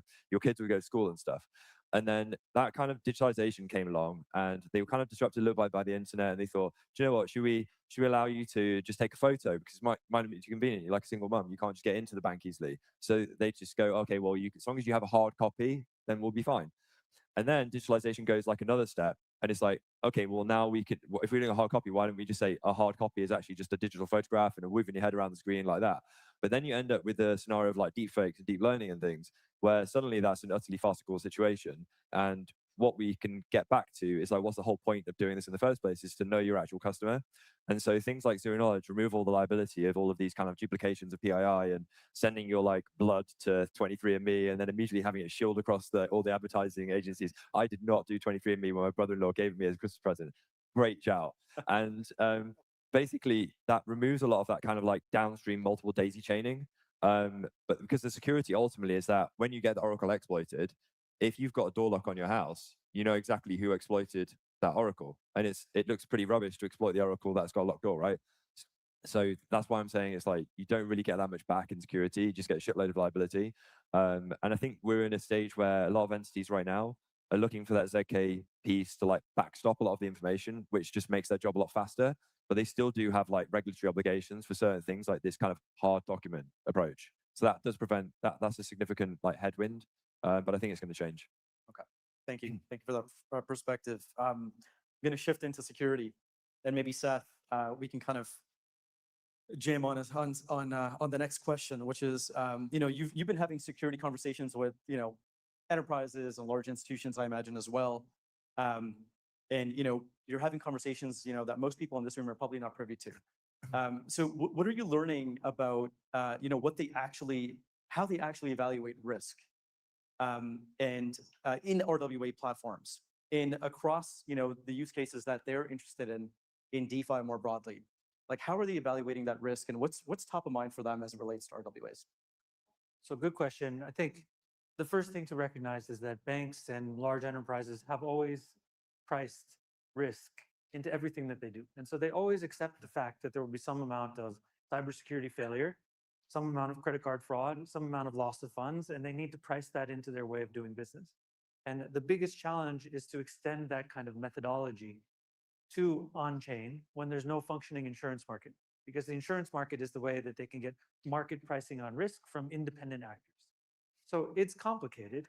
They're worried about it. They don't know what to do about it. And they don't have a good methodology to price in smart contract risk when they feel like there's this potential for a complete and total loss of funds, on a dime. My perspective is that's not entirely true. I think that's very much a function of the way DeFi has grown rather than a function of the way DeFi should be. And DeFi has grown in the way it has as a wide open marketplace because you needed to find a way to bring early adopters into the system, and early adopters are everywhere and anywhere, and therefore you open things up as massively as you possibly can to try to get people to participate. Right. Now DeFi is in a stage where it needs to mature, and RWAs are a big part of that maturation process. And to cross that gap, it's a different picture. And if banks start to bring liquidity, they can design the system in a way that's more friendly to them. Right. And those risks will become more manageable and measurable. So to us, it's about educating them that if they participate, they can change the way it looks. And once you start to change the way it looks, the risks become more manageable and measurable in a way that's familiar. Have you talked to insurers? Have we talked to insurance? Yeah. Yes. And I think a lot of what they're asking is, how do I measure smart contract risk? Yeah. What do you think if you had to pin it down? What do you think the percentage would be on the pricing? It's a really specific question. We think it'd be about 25 to 50 basis points. As a percentage, like 0.25 to 0.5%. I think it's much higher. You think it's higher? As a percentage on, Like that, the actual fair value of like hack risk. I think it depends very much on the protocol. So like top 5 DeFi borrowing lending platforms. That's kind of where, because I was looking at Vitalik's lowest DeFi chart, right? And what's really interesting in DeFi is that as the TVL has increased, the hacks have decreased, which shows that guys like you are doing a really good job. Yeah, and I think it also shows that the teams that know that there's a lot at stake take it seriously. Yeah. And if you take it seriously, there's quite a lot you can do. But I do think it's higher than 25 to 50. I would say more like 75 to 100. Okay, interesting. Yeah. I'm actually curious, like with your conversations with these financial institutions, are you finding that, like, are they starting to build the talent in-house to assess security risk, or do you find that some of the requests are kind of more focused on due diligence, like help us do diligence this protocol, or not just like audit their internal contracts and things that they're We have a bringing lot of due diligence conversations happening, and Okay. it's because people don't want to bring that expertise in-house, and they don't normally need to. I mean, there's a Right. very functioning market of ratings agencies and others who assess risk on behalf of financial institutions. Got it. They'd love to have the same. Okay, wonderful. I think we got a few minutes left, so we're going to kick it right into one of the last questions here. And Nick, let's start with you. Mhm. And this one's really to kind of cut across all the respective areas again. So each one of you kind of sits at a different layer in the stack: data security, compliance. Where are the coordination failures today, if any? And are these layers being built in silos, or is the ecosystem actually coming together around shared standards? So Nick, Yeah, there's what should be happening, and there's what's actually happening. I think a lot of the problems that we are dealing with now, there are, for once, not technology problems. They are not regulatory problems. They are merely stem from what you kind of highlighted of the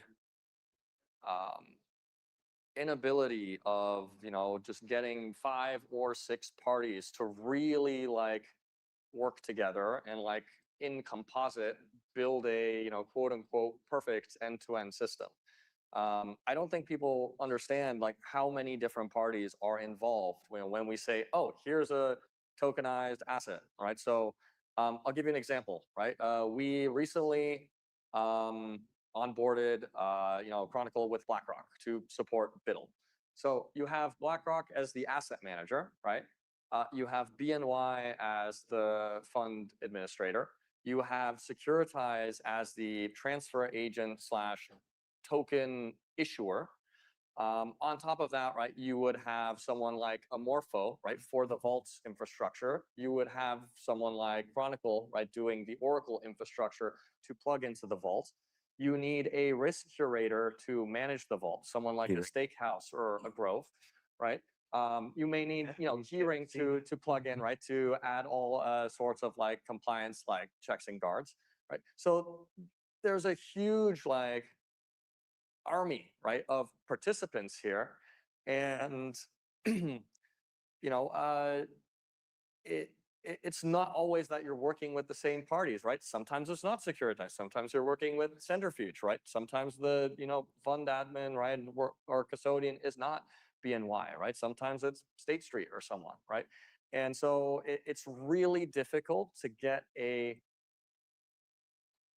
end-to-end like solution that is consistent across all of these players when it's such a competitive space, right? Everyone is trying to like get ahead, right? And like sometimes that behooves them, to create, sometimes I think like, wouldn't it be better if like, we just refuse to work with But everybody? that's the BD conversation though, right? Wouldn't, if we just only worked with Steakhouse and we only worked with Centrifuge and we only worked right with this certain set of counterparties, right? Then probably we could get something extremely solid end to end. But insofar as it's not always the same parties, it becomes so difficult, right, to really have this synchronized coordination between all parties, especially when the incentives are so lopsided to shipping quickly. Right. We have maybe just like a quick 30 seconds. I'd love to hear from. No, that was perfect from Seth and Alex as well. And feel free to like, just chime in on like a one or two liner around coordination failure and where we can kind of improve that, or if you like, just future outlook on what's going to be the biggest unlock for RWAs from your respective kind of vantage point. Again, So two quick things then. Yeah. First, on the coordination failure, I think everything that you said is all that happens on chain, and we haven't even begun to talk about how you integrate into existing bank systems, which is the actual source of capital. And that's a whole other challenge. And anybody who comes with the package solution to be the operating system of money in a bank, it's an instant failure because banks don't work like that. Right. As far as the unlock, it's all about the use case and making the use case work end to end, making it simple, reliable, risk-free, or at least risk minimized. Then you have something really interesting for RWAs, whereas right now it's too much of an experiment. So I would say we drop the C bomb of compliance and the R bomb is the next one. So when you look at any complex system, it's like systems optimization, and it's like everyone's seen these kind of neural net landscapes where they try and optimize to find the lowest point. The problem is they're really noisy, and the more complex the system, the noisier it is. So what you have is if you've ever done or looked at neural networks and the maths behind it, you have to have a regularization. And the regularization is a common standard or an agreement of like how the path needs to fall to get to the lowest state. And what happens is what Nick was basically talking about at one point was saying that if you don't have a common set of rules or standards or what everybody's playing by, then incentivize bottom of the barrel scraping. So incentivize is finding a local minima and then getting stuck in the local minima. And then you introduce loads of like external risk for everybody. They blow up inevitably. Everyone goes back like 4 years like FTX, and then you end up having to crawl back again 4 years later. So what you need really is, and I don't mean regulation in the sense we all need to go talk to the SEC and FCA because they don't really have a clue what's going on here. But what I mean is you need a coordination effort intra-industry where people get together and agree their interfaces, what their different roles and responsibilities are, who should be doing what, and what everybody says they do something, but show us you're working, like show us what you've actually done. So what we've actually done is create a capital standards framework that most of the people in DeFi borrowing and lending are involved with. And we're basically looking at bringing out something similar to like Basel III risk framework, or in TradFi terms, it's probably more similar to like standardization margin modeling to like capture the risks of these things, or at least basically understand like what the hell people are actually doing and prove they're doing something. Right. And then insurance, but I'm not going to talk about insurance. I'm waffling forever otherwise. Thank you. I think we're at time, but I wanted to say thank you, Nick, Seth, Alex. Appreciate your insights. I think this was a really great discussion. If anyone in the audience has questions, we're happy to field them after the panel as well. But yeah, thank you very much. I want to give these guys a big round of applause. Thank you. Thank you. My name's Colin Jones. I don't know what I'm doing up here. Got some OGs up here to debate real world assets and the state of things. I think my only role is to keep us focused on time and to keep it, peaceful and not let things get out of hand. So, where do we begin? Let's just jump right in. What is the state of RWAs right now? Is it bullshit, or are we really looking at something meaningful here? Johnny? Well, actually, there's a lot of stuff happening. I think there's a lot of initiatives on tokenization, and I feel like every financial institution, asset manager, significant enough, is looking into the space and thinking of how blockchain and tokenization plays part of their future and organization. And you start to see a lot of digital assets teams almost in every major financial institution and asset manager. So I think it is a topic that is it is real. There's things happening, and obviously the whole concept of RWAs is very wide scale, right? So there's different kind of assets. They have peculiar requirements and needs. And then also, once you tokenize these assets, the question is, what's next, right? So that's where, for example, lending, borrowing, trading, collateralization comes into play, and productivity. So I think there's a lot of asset tokenizations are more in an experimentational level, and starting from like the T-bills, money market funds, and very kind of like a low end of the curve, and servicing the existing audiences of on-chain audiences. But I think like the most interesting stuff is not here yet, and that's like a very big category. So I think there's still a lot to go, and we're extremely early in the process. Yeah, I definitely agree with that. I mean, we basically created a better money market account so far. Like there's, what is it, 26 billion RWAs. We were here last year, Stani, same panel. It's grown quite a bit. Most of that is treasuries right now. Then you have Figure doing really interesting stuff with HELOCs. Everything else, I think, is very experimental. The three words that I think you should come out of this panel thinking, it's like programmability is huge, right? And especially if you look at what's happening in private credit today, where managers like BlackRock, Blue Owl just gate. As an LP, if you come on chain, you have certain guarantees because it is a programmable smart contract. And that's been the promise of DeFi since the early days. It's like when you're supplying capital in Aave, unlike your bank, you know how that capital is going to behave. No matter where rates are, no matter what happens to the world, Aave continues to be a very stressed and battle-tested protocol. And I think it inspires confidence. In credit, you always want to underwrite what happens when the world blows up. Will I have guarantees that I can pull my money out? And that's, I think, oftentimes when I meet a lot of these RWA protocols is let's bring quality. And it's really not quality because the underwriting standards have been low, the defaults have been high. Like, I'm not going to name protocols, but I think that's where I struggle. But that's not to say that a lot of that is like thinking, okay, what exists in traditional finance and Wall Street, let's bring it on chain. So number one is programmability. That is, as you think about what can be brought on chain, the programmability of money is a superpower that we haven't explored fully. The other one is settlement, faster settlement. I mean, we're very bullish on short duration credit. Why? Because it's just something that can't be done in a financial system that closes Friday at 4 p.m. Eastern. But businesses don't close, right? They're operating on the weekend. So inherently, any business that has working capital needs, there's a whole segment of the economy that is just not being serviced by the traditional financial system because it's not economical, especially small businesses. That's, I think, a really big gap for crypto, for DeFi to step in and say, we'll supply capital because the settlement happens almost immediately. So those two things, settlement and programmability, those are, and structure is the third that I'll get into later. But I think keep that in the back of your mind as you think about, like, definitely RWAs are not bullshit. We've created a better money market account so far. But if we want to get to 100 billion, a trillion in assets on chain, we're going to have to focus on those two things, in my opinion.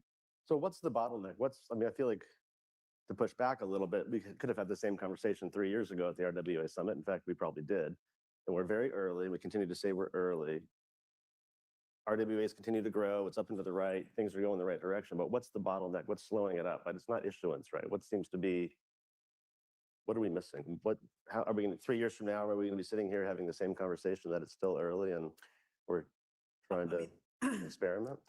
I also, like 3 years ago, when you look at basically what the financial institutions that were in the space, what they were basically doing at that point, they were focusing on private blockchains and thinking about like fully like a permissioned infrastructures and sort of that's where the minds were at that point. And I think what happened between then and now, we started to see more actually transactioning on directly on permissionless networks. And I think that's a great example was the infamous JPM's Project Guardian, where Aave also participated, where they were transactioning directly on permissionless blockchains, which was huge for them and the whole industry. And then you started to see actually asset managers like BlackRock issuing assets like BUIDL directly on the permissionless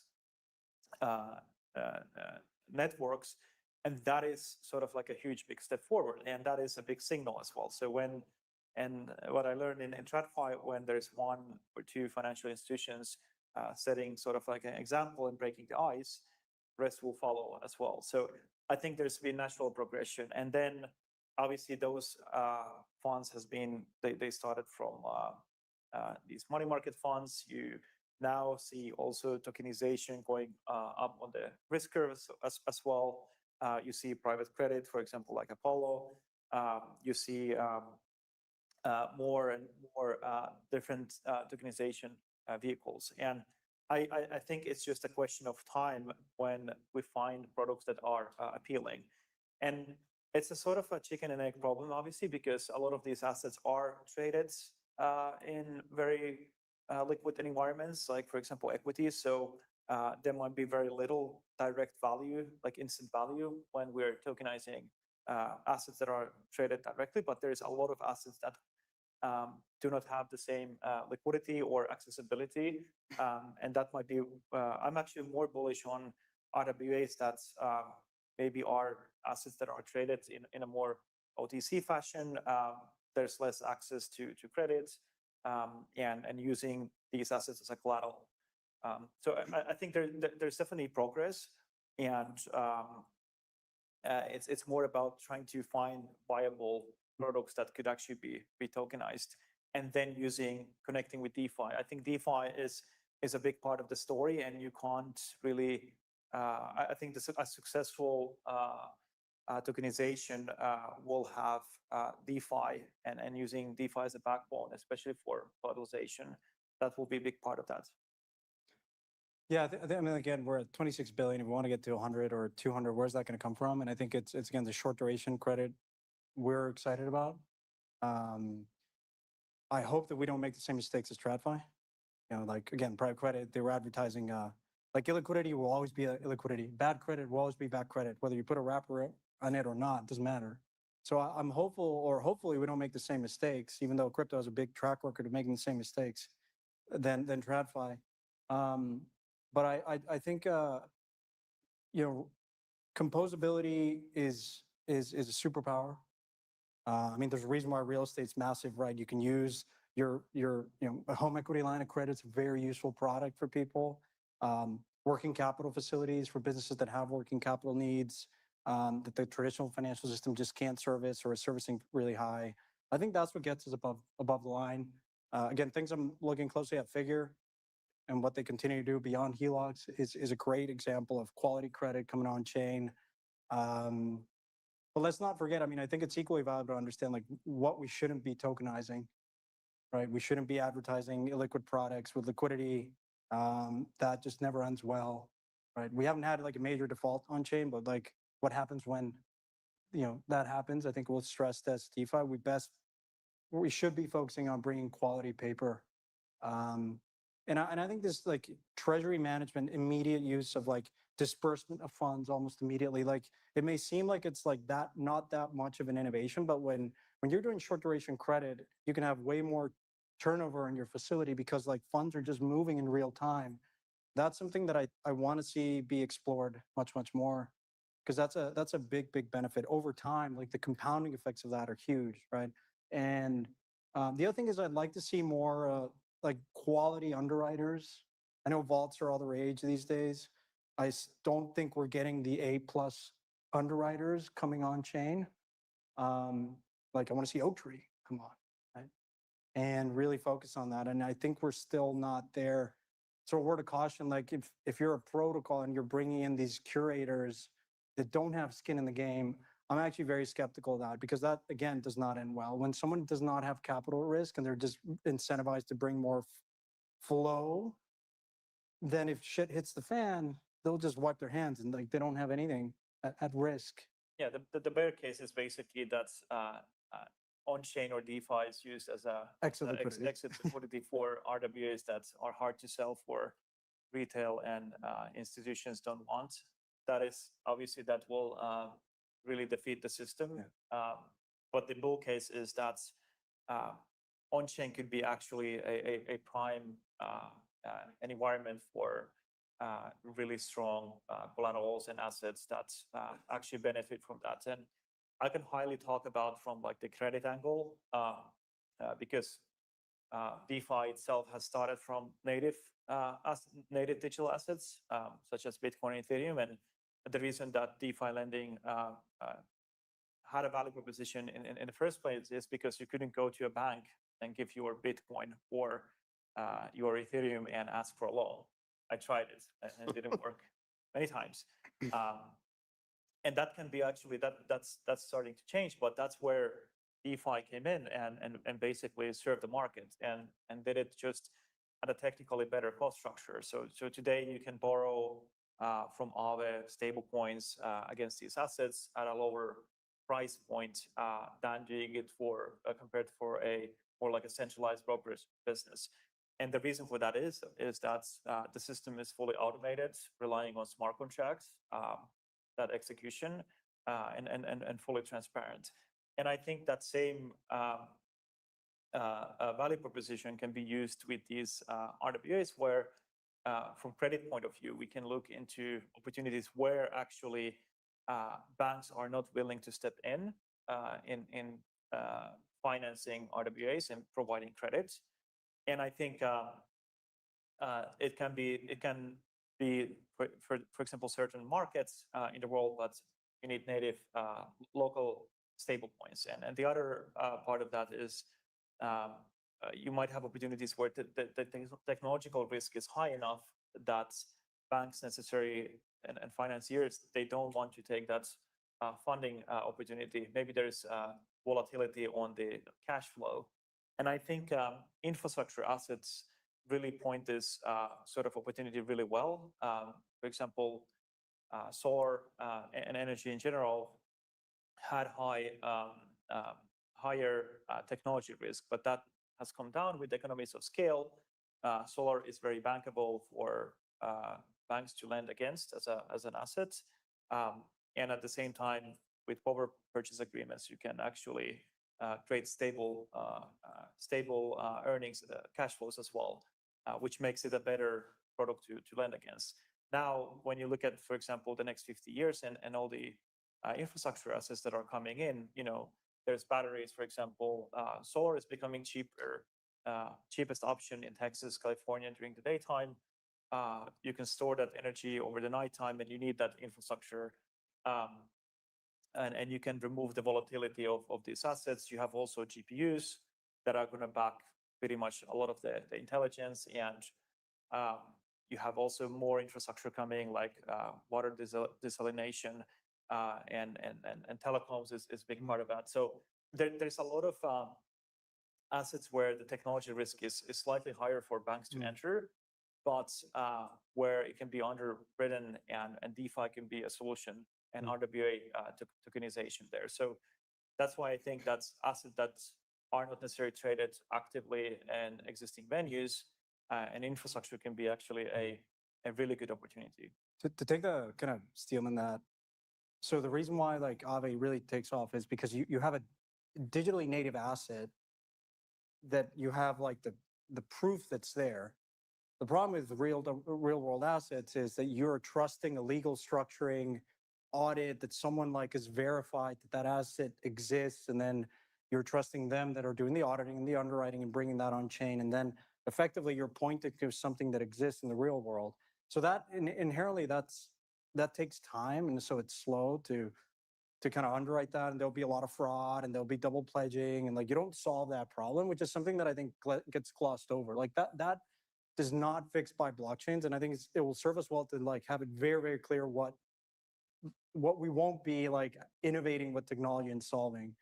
But again, when we think about where DeFi can really step in, if you have, again, programmable money, faster settlement, and stable coins, if you combine those three things, as more and more of the economy gets brought on chain, and you have businesses that are like consumers that are getting paid out, creators that are getting paid out in stable coins. And if they have all their activity in stable coins, then you can underwrite behind that and have a really good picture of that consumer. And there's a whole lot of creators that don't have access to good credit.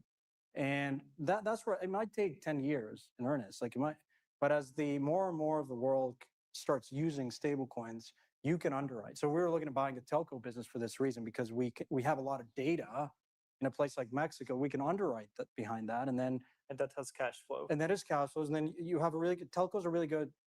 Like M-Pesa did this in Africa. They're the telco, and then they're the largest bank, because most of these users don't have access to credit, but they have their telco data. They know if they're charging their smartphone at 8 p.m. and if they are paying their phone bill on time. And if you have that history, you can extend credit to someone that has never had credit, and they can save in dollars.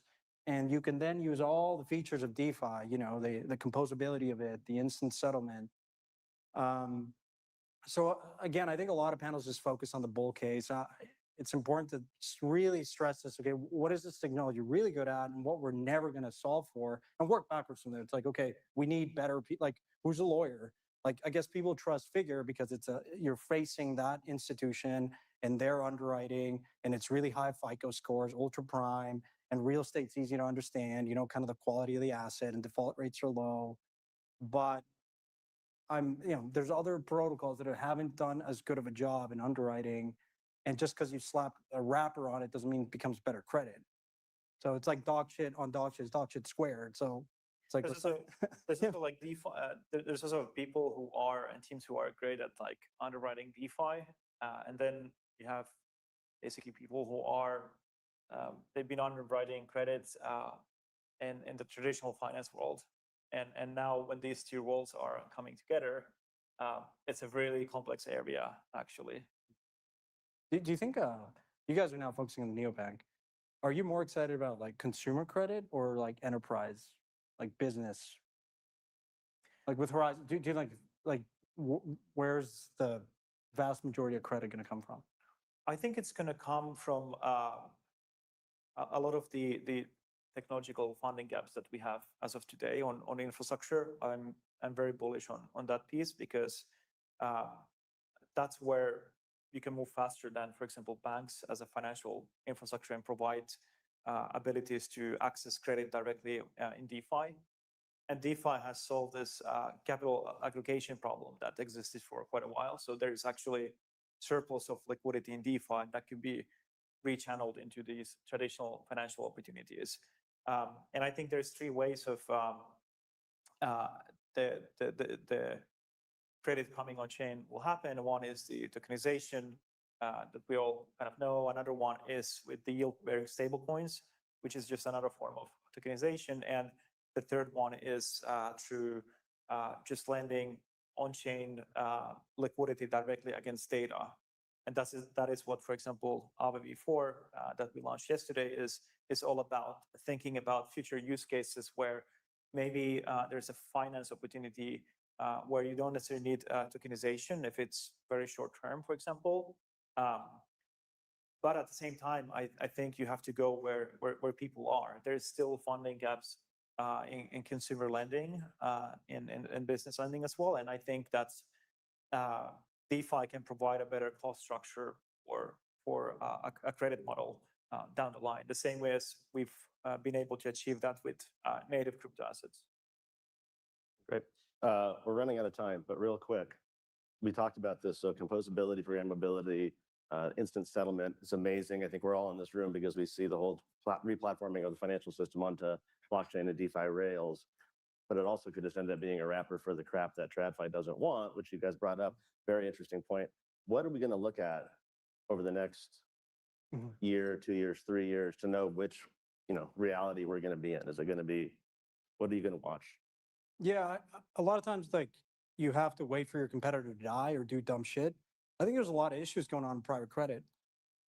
And this is an opportunity, I guess, for as an industry to say, okay, investors now realize that someone that is selling you an illiquid asset and putting a wrapper, claiming it's liquid, works in a bull market, deteriorates really quickly in a bear market. We saw this with Luna, Terra.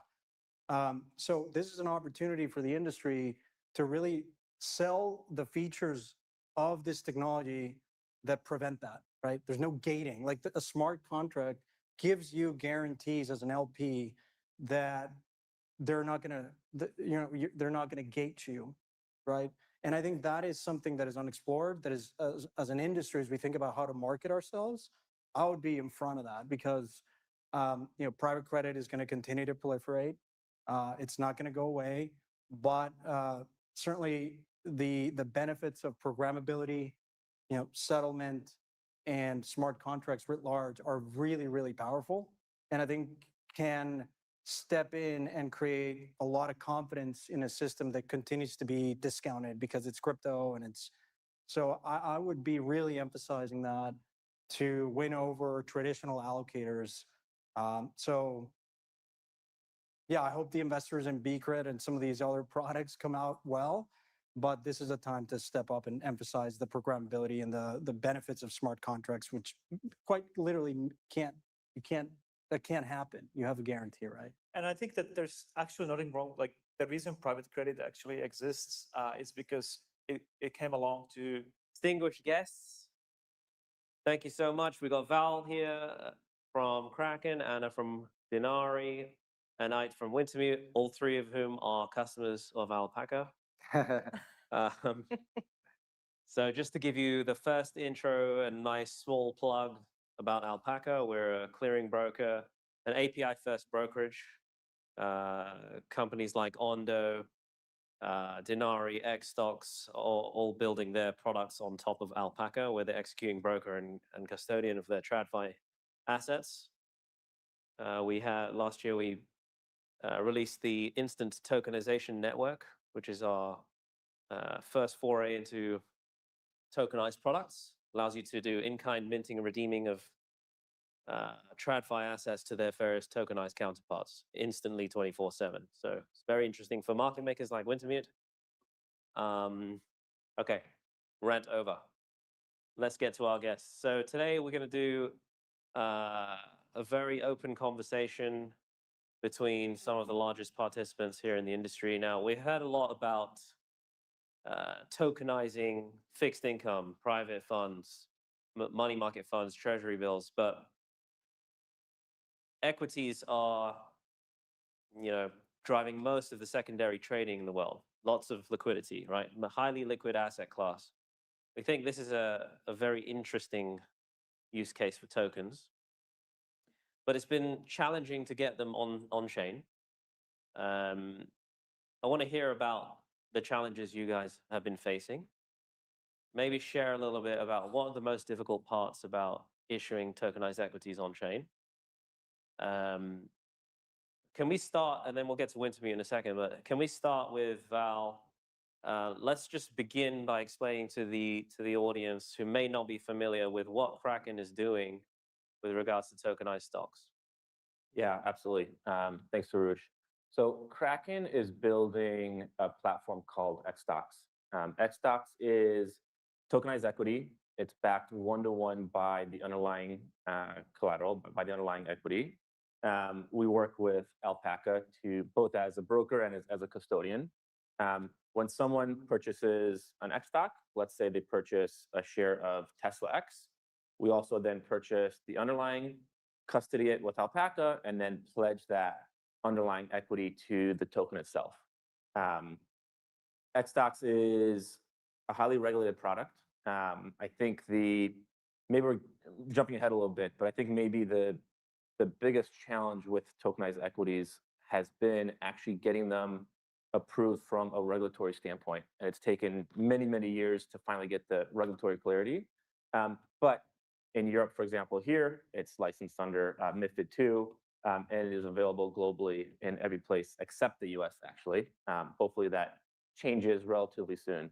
But yeah, it's a tokenized equities, and what we're building with X stocks is truly a platform. So the same way that we think about Amazon and AWS, yes, AWS is an Amazon product, but many other companies build on top of AWS, and many other companies build billion-dollar businesses on top of AWS. We think of X stocks as the infrastructure layer for tokenized equities that we then provide both to Kraken as a client, but then our other partners like Bybit, like Gate.io, and others in the ecosystem and space to be able to provide tokenized equities to their customers and build on top of that. Anna, let's hear your take. What is Denari doing? So I'm Anna, I'm Chief Business Officer at Denari. Denari pioneered what is known as the custodial model of tokenization. Do we know what the models of tokenization are? Do you guys mind if I just Let's do it. sentences? Let's assume.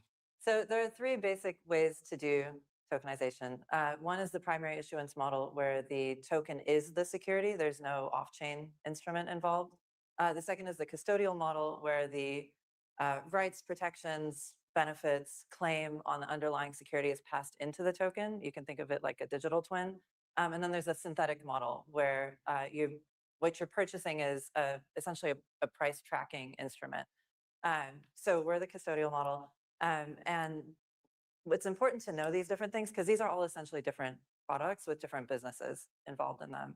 In the Denari business, we distribute our tokens almost exclusively via API. So we partner with mostly regulated entities like neobanks, fintech applications, brokerages, and so on, who want to give their customers access to US capital markets. That is done, again, via API. So we deliver through our subsidiary broker-dealer, things like NBBO execution and so on. And that's kind of the important first step, is giving people this access. I think that's what a lot of the narrative around tokenization has been about. But that's kind of only the first step as far as we're concerned. Our kind of North Star in all of this is to help people do more with their portfolios. So taking kind of the best of regulated finance and, the benefits of owning shares, or the benefits of owning any other kind of instrument, and then marrying that with the benefits of on-chain finance. So things like automation, whether that's for, lending margin, or for, something a little bit more interesting and forward thinking like direct indexing or asset management. Really excited to talk with you guys. I think, we're kind of representing different parts of the industry here. So let's see where it goes.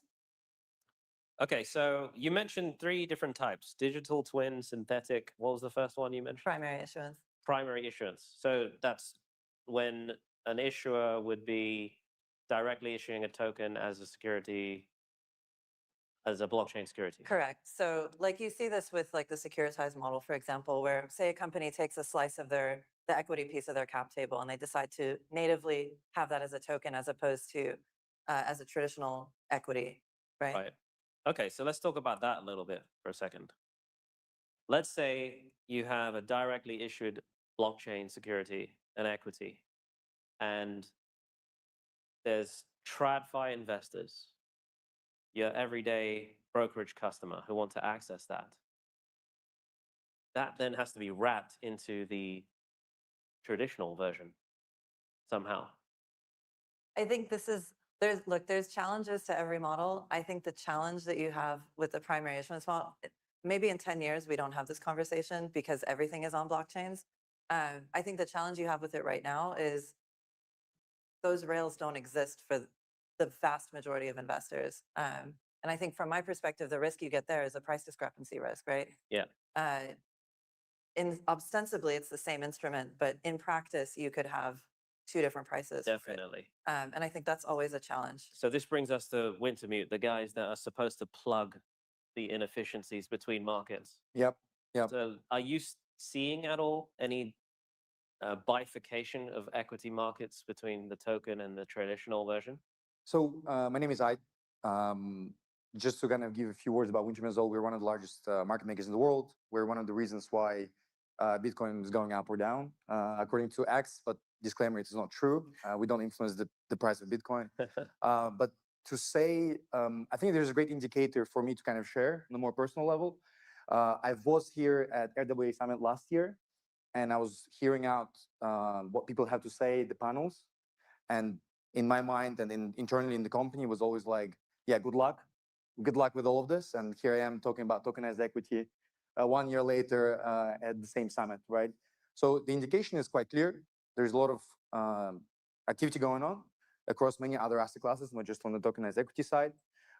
Specifically at the moment, what we see is quite also obvious, the fact that there are a lot more token issuers, there are a lot more issuers than the actual buyers per se, from our perspective. We see that there is a lot of people that are keen to tokenize. They might be tokenizing almost the same thing. So it's actually also for you guys quite interesting for us to also understand how in the future you will try to kind of grab that market share, because again, you guys have two different models. On our side, we're very, very interested in this, but to say that we are currently trading tokenized equity, not so much, but are we interested? Very interested. I think there are a lot of opportunities in that regard, but we are still yet to see kind of a lot of trading volumes. And I think the reason why, for example, because what we do right now on the Wintermute side is we have historically only traded crypto. We have recently started to expand across other asset classes. That also includes WTI on, for example, trade XYZ. The reason why we are trading some of those perps is because of the trading volume. Right now, in the tokenized equity stuff, unfortunately, we don't see that much of a kind of activity and volume for us to be interested to be there and make markets and be super active, unlike what you see on, for example, like not gas on trade XYZ, for example, that we trade there, and that's very interesting. And I think it's also purely because of kind of I would say three different factors that we think, or I personally think, is kind of the perps is a little bit more interesting for some of those assets than like currently tokenized equity. I think the very first important thing is that people who trade and are active users on chain are naturally traders. Then the native people, the crypto people that are on chain are people that tend to trade. They don't have that exposure, rather than, let's say, just like holding on to it and waiting for as an alternative for the custody side. And so because of that, people just want leverage. And I'm curious to understand how you guys kind of would want to, let's say, tailor to that side of the market, people that want to have leverage, because the great thing about, let's say, the perps, the synthetic exposure to different assets is quite interesting because it's just so easy for you to have leverage, unlike what you have on TradFi side. Yeah. But curious to understand kind of your thoughts about, first of all, how you guys going to combat like the leverage side of things, because I personally want to go 20x, not 1x. And I want to have a lot of exposure to different assets, and I want to trade quite actively in an algorithmic fashion, which right now is not really so much allowed for us to do so because there's just not that much trading volume just yet. So I'm just curious to hear your thoughts. But this is the take from Wintermute. I hope that kind of paints the picture. Yeah, there is so much to discuss there. You can please. Yes, happy to sort of take first. Hello and welcome. We have a new podcast here at Evernorth, and it's called The Meridian. And today I'm honored to have Odelia Tortman here from Paris. And I think Odelia has one of the most important jobs in the XRP ecosystem. She's a director of corporate adoption at XRPL Commons. And Odelia, welcome to the podcast, The Meridian. Was wondering if you could just tell us a little bit about yourself and give us like, how does XRP Commons fit into the ecosystem? Absolutely. So thank you so much, Ashish, for having me here with the Evernorth podcast. Great to be here, and greetings from sunny, beautiful Paris. So indeed, I lead corporate adoption at XRPL Commons, which is a Paris-based organization focusing on supporting the adoption of the XRP ledger across the different entities, builders, innovators, startups, corporates, and enterprise that wants to explore how to use the XRP ledger. So what basically we've done in the 3 years of our existence is design different types of programs and tracks, customizedly designed for each one of these persona. We run accelerators to support early stage builders in their journeys. We run a few grants programs to support on their ongoing endeavors. We work very closely also with the academia, with the education, with research institutions, basically to ensure that R&D efforts are constantly in line with the industry direction and with the technological developments that we're pushing forward. And under my pillar, it is the work that we do with the more mature players. And these are either the corporates, the financial institutions, the banks, or the more mature crypto players, technology players that would like to either design, again, new solutions using the XRP ledger or basically enhance what the ledger can do. So we have a variety range of partnership models, operating models, activities to design partnership, to support organizations within their journey, all the way from concept design into system integration and a live product deployment. Yeah, that is a big change from how things started, where we just gave folks the technology, and in reality, blockchains are just technology. You need a lot more to support the technology, especially when it comes to like financial infrastructure. And what I find interesting now is that regulations are providing more clarity. MiCA in the EU's regulatory framework for cryptos is now live. The Genius Act passed almost now 8-9 months ago. And now the Clarity Act, continuing to make progress. So your role is super interesting in that you're helping folks make sense of how to actually launch applications on the blockchain. But you also have a role in working with bigger institutions as well to help them make sense of this. But your background is super fascinating, super interesting. You were at institutions around the world, some of the biggest ones out there in leadership positions, and now you've transitioned over to the blockchain, XRP. What made you make that change? Like, why was that the right choice for you in your career? That's a great question. So indeed, I spent almost 15 years working in this intersection between institutions, corporate, and innovation, with a very heavy focus on fintech and digital finance. Starting, serving as head of fintech and blockchain for Deloitte for 5 years. Afterwards, spending around 5-6 years with the World Bank, leading digital finance under IFC, which is the private sector investment arm of the World Bank Group. I'm still working with the World Bank, leading a lot of our efforts around digital finance. In essence, I always felt like this position of really almost like becoming this intersection and serving as the architect that can help these institutions, these corporates, which requires enterprise-grade framework to embrace these technologies and to harness the biggest potential that they can bring, has honestly been my life mission. And I felt like throughout all the years, I've always been very much blockchain agnostics, truthfully, worked with all of them, from Coda to the IBM ones and the others. XRPL has always really struck to me as one of the leading blockchains for the financial service industry. As a platform that was designed from inception to that, I always felt like it's almost a very natural fit to go now and bring my expertise working across so many regions and product and different types of initiatives, focusing on one ledger. No, that's absolutely fascinating. It's interesting how the industry's come full swing to that, to where XRP got started in 2012. Built for financial transactions. The creators really felt this technology was best suited for financial, transactions, lending, which we'll get into, and so forth. I want to talk a little bit about, the regulatory side of things. We had MiCA that gave us a framework out of Europe. Now, underwriters and institutions can start joining the blockchain. Capital can now move onto blockchain without fear from regulation. It's very different than the sort of period we were in for the last 12 years. But my question to you, Adelia, is that what is the mood right now in the EU with regulators in blockchain, and how has it shifted? Is there fear that this may be over-regulated, or do you see most of what's coming through the government as a net positive in terms of blockchain adoption? Yeah. So I was always personally in favor of embracing standardization from day one. Back even in the very early days at Deloitte in 2015, I remember we did the roundtable to focus on the first ICO. We didn't even know what it was. How do you even audit that? How do you look at these new instruments? But always our approach and our strategy was always for corporates and for companies, for innovators to embrace standardization. I feel like Europe has really been the pioneers from that aspect, because Europe was able to build quite a cohesive, consolidated crypto framework, the MiCA one, which brings an amazing advantage to innovators because it brings you the almost their liability to be able to operate in now 27 countries, which comprise the EU altogether. Mika was the first to define, I think, different types of asset classes, right? Whether these are how to obtain, from the EMT to the asset reference tokens and others, in a way that basically enables innovators and builders to know the direction that they're going for. So to your question, I personally think it's a blessing. I think that knowing the boundaries of where to play, how to play, with whom you need to play, and what do you need to do in order to play there puts a lot of sense and make things much easier. I think that in the US, the United States, of course, has a lot of advantage from being much more rich in capital liquidity, has much more, I would say, of an approach and culture to embrace the more innovative, far-reaching, far-fetching ideas. But the world of regulation, specifically for digital assets, I think has been a bit more challenging on that aspect. And I think that this is really naturally a place where Europe takes the lead, and we can definitely see the fruits. Yeah, that's an interesting point because, I always felt like there's three things you need. You need the technology. That's been out there, right? You have the technology in this decentralized ledger. You need the regulation, and Europe has, been leading that. I think you can argue globally, but that's been the leader. EU's been leader there, but the United States, as you mentioned, has been the leader in capital.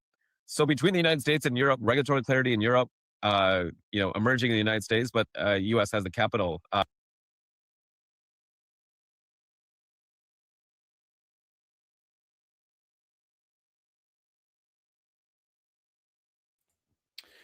Alrighty, everybody, what is going on? Welcome back to another CyberX video breakdown. In today's video, Bitcoin extends gains 5% on the day, rising above 74,000. We're going to break down the market dynamics.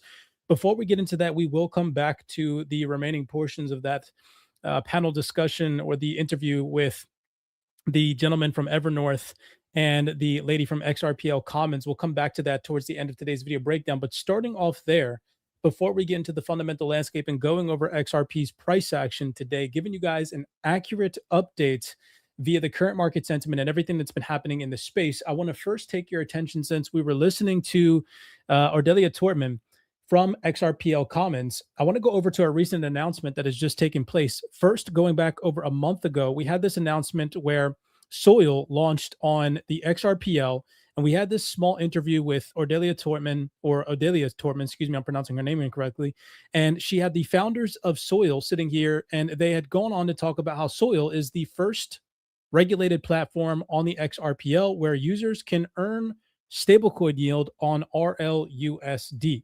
So coming over here to the Soil platform, you guys can see it mentions real yield meets real assets, how Soil is the first regulated yield protocol on the XRPL, delivering 5 to 8% fixed APR through its vaults backed by US Treasuries, private credit, and institutional loans. No algorithms. And they just made a recent announcement, which I think is going under-noticed as we currently speak. This is huge, in my personal opinion, that they've been touting this. April 13th, 2026, you can see they just posted this, not just RLUSD, but soon XRP yield. And again, remember, this is the first fully regulated platform on the XRPL. So XRP users will have a fully regulated platform with KIC compliant structure where they can go and earn yield on both XRP and RLUSD in the days to weeks to maybe months ahead, depending on when they launch this product. If you come over to the actual Soil platform, you guys can see right here, they even have it announced. It says XRP Vaults launching soon, where users are going to be able to earn yield on native XRP without leaving the XRP ecosystem. Myself and Mr. Aquaman have covered this platform before. We've gone over it inside the Wealth 28 Club, and we are deploying test amounts in RLUSD on this platform after having successfully KYC'd onto the protocol. So definitely go and check this one out. Again, not financial advice, to each his own, but these are the types of regulated platforms that you want to be incorporating in your DeFi strategies moving forward, learning about them, reading the protocol white papers, going over, what these platforms are all about. Not financial advice. Always do your own risk assessment. With that being said, that was a huge announcement that I want to deliver to you guys before we jump over to the recent fundamental headlines and why Bitcoin is up, looking at the current market landscape and what we are talking about in terms of XRP price action, where I personally think XRP is set to go. And then we might even have some time to take a look at our institutional order flow tools here that we've created at CyberX. Before we get into that, though, real fast, Soil made another announcement, 5% on USDC across EVM chains and up to 8% on RLUSD on XRPL. I want to fixate your attention on the importance of this USDC because we just had a huge, massive announcement, again, that is just not sweeping the headlines and not getting enough attention, where I said here, this is the beginning of a broader phase of expansion. We had this announced just on April 9th, 2026.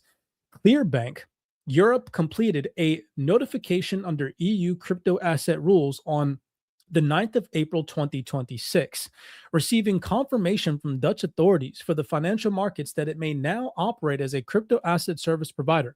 No Dutch credit institution had completed this process before, so this is the first of its kind. This status formally allows Clearbank Europe to offer digital asset services across the European Union. The bank will deploy Circle's Mint platform to give clients access to regulated stablecoins, EURC referenced to the euro and USDC referenced to the dollar. Clearbank is the first Dutch bank to use it. The practical use or result is that clients can now move between TradFi currencies or traditional fiat currencies and digital assets within a regulated banking environment, with Clearbank acting as the institutional counterparty throughout. The bank is now authorized by the European Central Bank and supervised by the De Nederland Bank, its European entity, and now has been building a digital asset strategy since it received its credit institution license in the Netherlands, the MICAR notification, and the first public output of that strategy at scale. And then here, this is where it says, Clearbank Europe CEO Tristan Kay described the MICA confirmation as the bank's entry into regulated digital clearing, framing it as the beginning of a broader phase of expansion. So this was just a huge announcement. It just goes to show that these financial institutions are incorporating this at a central bank level and giving access to these same stable coins that we have access to as retail traders on regulated platforms like Soil, where we can go and we can earn upwards of 5 to 8% on stable coins on a regulated platform. These financial institutions are also giving access for the first time ever and beginning the phase of a broader expansionary cycle. So this is just huge confirmation. Great stuff across the board. Lots of things have been happening. Hopefully you guys have been paying attention to these details. With that being said, coming over here, we had this also announced. I'll throw this one in there as well. No idea what this platform is, but it is related to XRP. So again, just more XRP adoption on a global scale. Rakuten Wallet launches XRP as a listed asset in payment method. I repeat, a payment method starting from April 15th, allowing users to buy the Rakuten points and spend at over 5 million different merchants in Japan. So more mass adoption incoming for XRP. Yet again, another bullish announcement showing that XRP adoption, mainstream interest is just consistently growing as we are progressing through this most recent market downturn. Now, back to this, breaking. Bitcoin extends its gains to 5% on the day and rises above 74,000. Why did this happen? What have we been going over and talking about on XRP more specifically in terms of price action, market sentiment, levels to be mindful of and pay attention to? I want to take your attention back to an April 5th, 2026 report. Now, these dates are very important here at CyberX. We pay very close attention to timestamps. Timestamps are very important. You should be following influencers that tell you guys things before they happen, not with speculative, nonsensical theories, accuracy on another level that comes in when it matters most.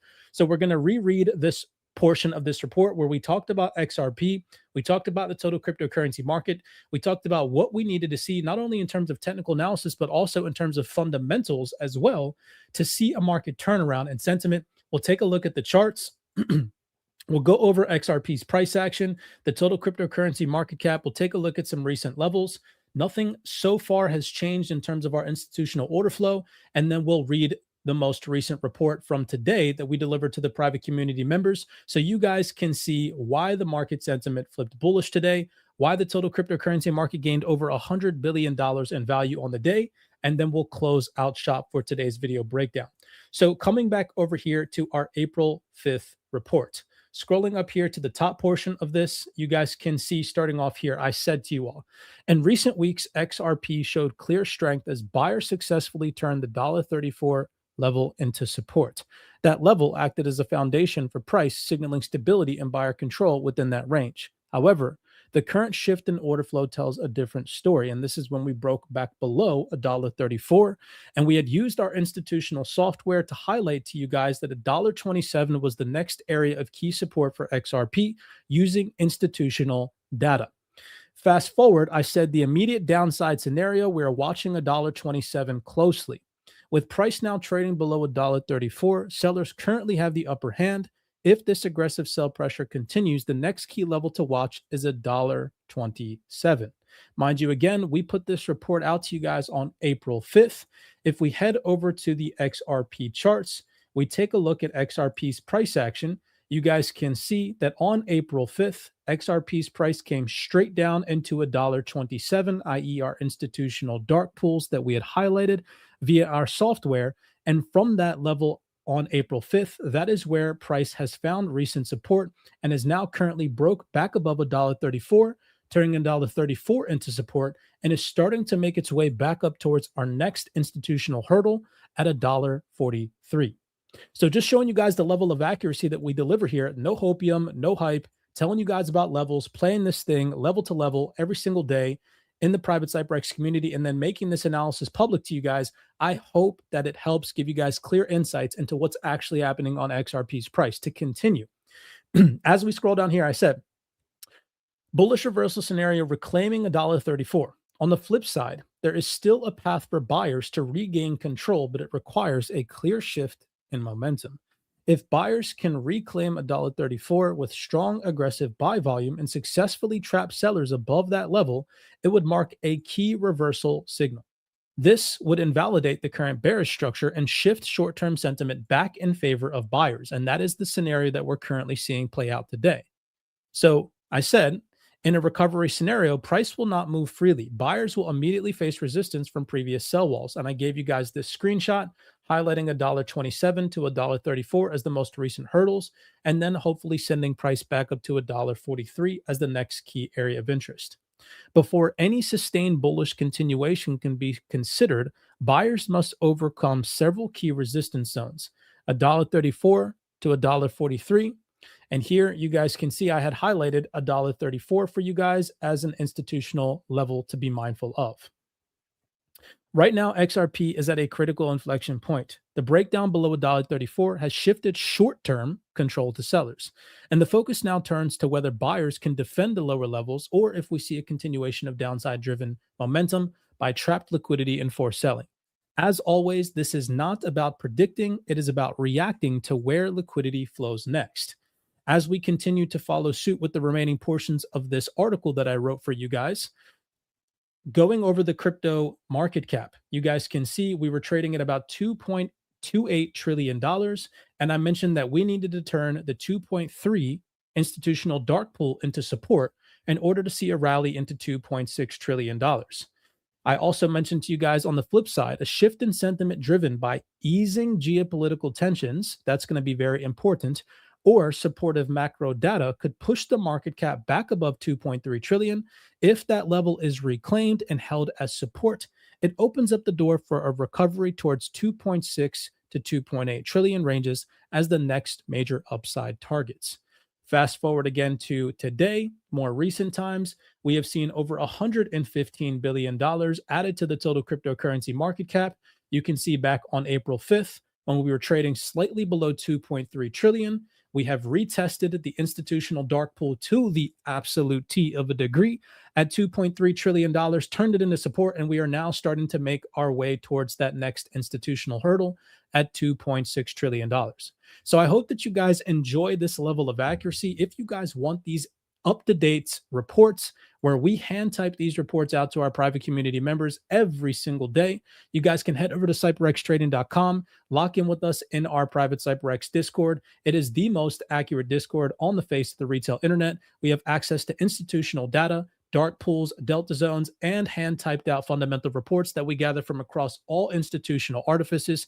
Definitely lock in with us, considering the most recent market landscape and the fundamental headlines that have been an absolute nightmare to navigate if you have no idea what you're paying attention to. We'd love to have you guys and gals on the team. Now, reading today's update. This is our private community report that I just got finished uploading for the community members, April 13th, 2026. Why have we seen an aggressively reversed sentiment in risk assets?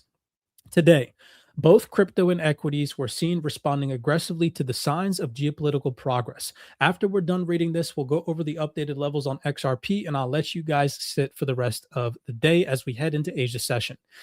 The total cryptocurrency market cap added roughly around $98 billion. That was when I was writing this. It's up slightly more, pushing back towards the $2.5 trillion mark.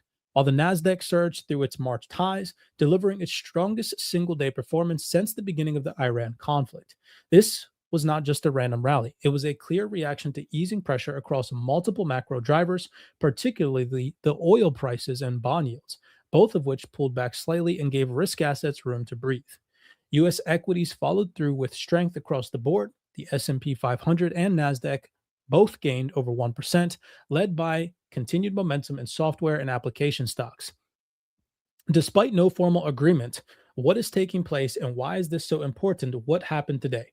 Despite no formal agreement being reached over the weekend between the U.S. and Iran, markets began to price in the possibility of a deal after President Donald Trump stated that Iran had reached out and was now seeking to resume negotiations. That one single shift from deadlock to potential dialogue was enough to spark a wave of optimism across global markets. It's actually interesting in real time up here in the right-hand corner. You can see some of the private community members reading this report. At the same time, the geopolitical backdrop remains extremely fragile. Early on in the day, Israeli forces launched a ground operation in southern Lebanon, targeting Hezbollah positions and advancing into the town of Bint. This escalation comes right before planned talks between Israel and Lebanese officials in Washington, a rare face-to-face meeting between two sides technically set to still the war. However, expectations for progress remain low. Israel has already stated it will not discuss a ceasefire with Hezbollah leadership, and it has rejected the talks entirely, calling them pointless and reaffirming their commitment to continued resistance. This highlights a key theme in this market. While negotiations exist, the path towards a resolution is far from stable. On the Iranian front, tensions continue to revolve around control of the Strait of Hormuz, arguably the most critical choke point in global energy markets. Since the war began, Iran has effectively restricted passage to the strait, which typically accounts for roughly 20% of global oil flows. And in response to that, the U.S. has moved to impose a naval blockade on Iranian shipping. Escalating the situation further, Iran has warned that any foreign military enforcement in the region would only increase instability, while NATO allies such as Britain and France have distanced themselves from direct involvement, instead pushing for diplomatic solutions to reopen the waterway. Behind the scenes, negotiations appear closer than headlines might suggest. Reports indicate that the weekend talks in Pakistan brought both sides nearly 80% towards an agreement before ultimately stalling on key unresolved issues. Iranian officials have introduced new demands, including recognition of their control over the Strait of Hormuz, the lifting of sanctions, and the withdrawal of U.S. military forces from the region. Meanwhile, the U.S. remains firm on its core objective, ensuring Iran cannot develop nuclear weapons. This fundamental disagreement continues to act as the main sticking point in ongoing negotiations. However, what truly fueled today's bullish move was a potential breakthrough that surfaced later on in the New York session, where Iranian officials reportedly were considering abandoning uranium enrichment as part of a broader agreement, a major concession if confirmed. Mediated by Oman, this development suggests Iran may be willing to compromise on one of the most critical aspects of the conflict in exchange for sanction relief and de-escalation. If this narrative continues to gain traction, it could significantly improve global risk sentiment and further support upside in both crypto and equities. That said, this is not the time to be complacent. The market is still operating in a headline-driven environment where sentiment can shift rapidly, which is why we encourage you guys to be a part of a community that keeps you all in the loop every single day with these fundamental reports and ongoing headlines, breaking them down for you all in detail, step by step, and giving you guys updated TA analysis so you can remain intact with the current market headlines. Today's rally is not built on hope, but that negotiation and progress will continue. That tensions ease, let me reread that. Today's rally is built on hope that negotiations progress, that tensions ease, and that the worst case scenario will be avoided. But if those expectations fail to materialize, we could just as quickly see a reversal in risk appetite. Looking ahead in days to come, specifically tomorrow, the focus will now shift towards upcoming economic data in the US, particularly the PPI inflationary figures and the Federal Reserve commentary, as we have scattered Fed speakers throughout the week and tomorrow. This will play a critical role in shaping the next move. Even with inflation still running elevated, markets are clinging to the possibility of rate cuts. If the PPI data shows signs of cooling and Fed officials avoid overly hawkish rhetoric, that could reinforce the current bullish momentum, especially if that was paired with continued positive geopolitical headlines. On the flip side, any stronger than expected inflation data or hawkish Fed comments could strengthen the dollar, push yields higher, and weigh on risk assets. If we were to combine that with any deterioration in the US-Iran negotiations or further escalation in Middle East tensions, sentiment could shift quickly back towards risk off, so be mindful. For now, the bullish thesis remains intact, but it is entirely dependent on headlines continuing to move in the right direction. In this environment, it is not about predicting, it is about staying prepared and adapting as the narrative evolves. So, heading over to XRP's price action and the total cryptocurrency market cap. First, right off the bat, the total cryptocurrency market cap has found a very nice support at $2.3 trillion. The next institutional hurdle comes in at $2.6 trillion. If we can see buyers overcome $2.6 trillion, turn this level into support, we are likely going to see some form of a sell squeeze above these previous highs and some formal attempt to push towards the next dark pool at 2.89 trillion. However, I'm not becoming overly optimistic of a full-blown rally and recovery of this massive bearish move unless we turn $2.6 trillion into support, retest it, and start to create some form of bullish order flow above it in the form of higher highs and higher lows. We are a bit of a stretch away from that, but still, nonetheless, if we were to see this type of price action above $2.6 trillion, the next hurdle that we need to see overcome before we get overly optimistic is a breakthrough at 2.89 trillion. To the downside, just in case sentiment starts to deteriorate or we see some profit taking, as long as price remains above $2.3 trillion, I remain optimistic that this type of price action is open and on the table for possibilities. Playing both sides of the fence, as always, we cannot marry a bias.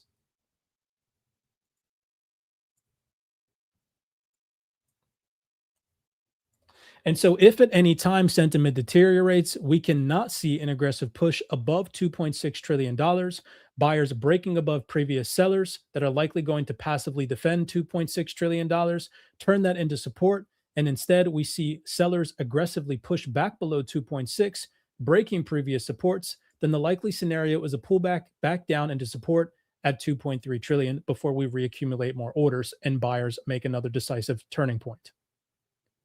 If that does not happen and worst case scenario unfolds, sellers become aggressive. Again, we have that next support at $2.05 trillion, but that is a far stretch away from where we're currently trading at now. And sentiment does not seem like it is in favor of these two environments.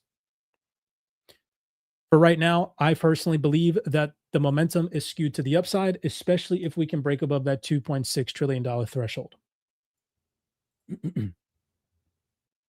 As for XRP's price, right now, XRP's price over the past month has been relatively boring, not going to lie.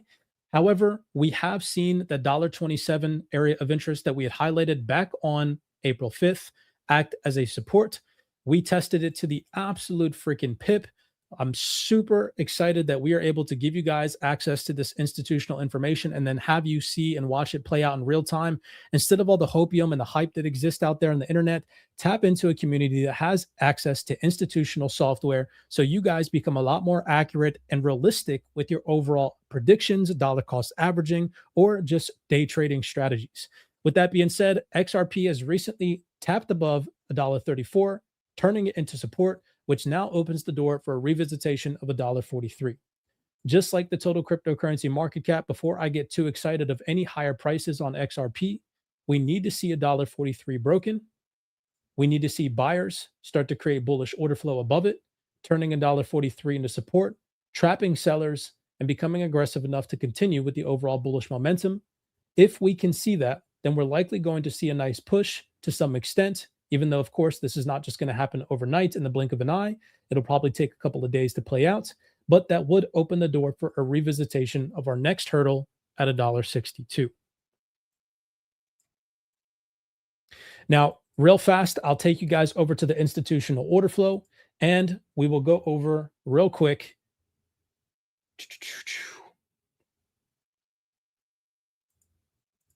the institutional tooling, so that way you guys can see these levels in real time.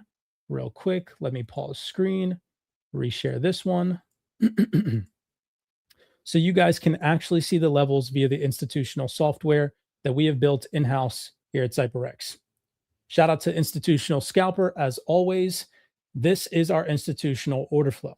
With that being said, you guys can see that right now there is an institutional sell wall that sits at $1.43, which remains our next hurdle to the upside. We can see that there is going to be sell absorption here, most likely as buyers try to make an attempt to push price into $1.43. We need to see buyers smoothly push through $1.43. That would open the door for the next institutional hurdle, or the sell wall over here at roughly around $1.50. If we can break $1.50, then the next hurdle comes in at about $1.60. Those are the three levels to the upside right now, given the most immediate upside momentum. If this buy pressure continues, that I'm looking forward to see if XRP price can break above these levels, turn them into support, and then I will get excited for some higher levels. Now, I will say this, no other community on the face of the internet has access to this type of information, but what we can see here at CyberX is all this institutional sell pressure that still sits at higher prices. I'm not going to go over these prices for the sake of this particular video breakdown, but we go over all these levels in detail with our private community members. For now, these are the three upsides that we need to see price break above. These are the three upside targets that we need to see price break above before we get overly excited on XRP's price. So right now, first and most immediate hurdle is at $1.43.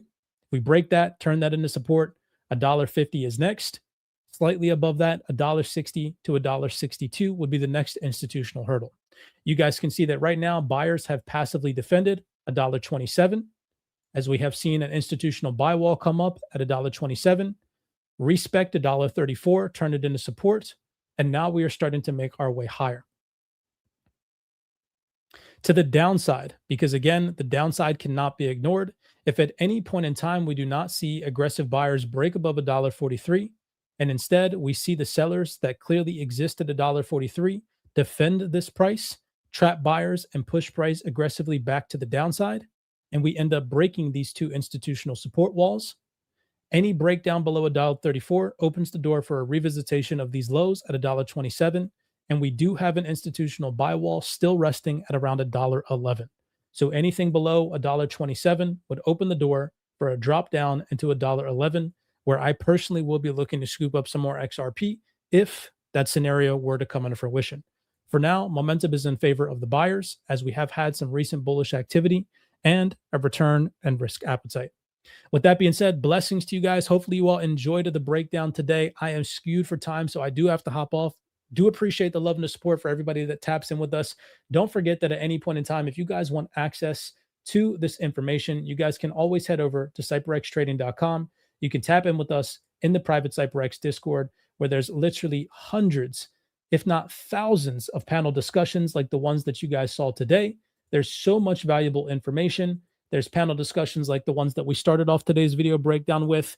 There's institutional order flow, fundamental reports, a community of like-minded individuals. You're mentored by 5, 6 to 7 figure mentors that have actual skills in this market, over 20 years of combined experience. No hopium, no hype here at CyberX. We'd love to have you guys on the team. Many blessings to you guys. Be cognizant, be aware out there, and I'll see you guys in the next video breakdown.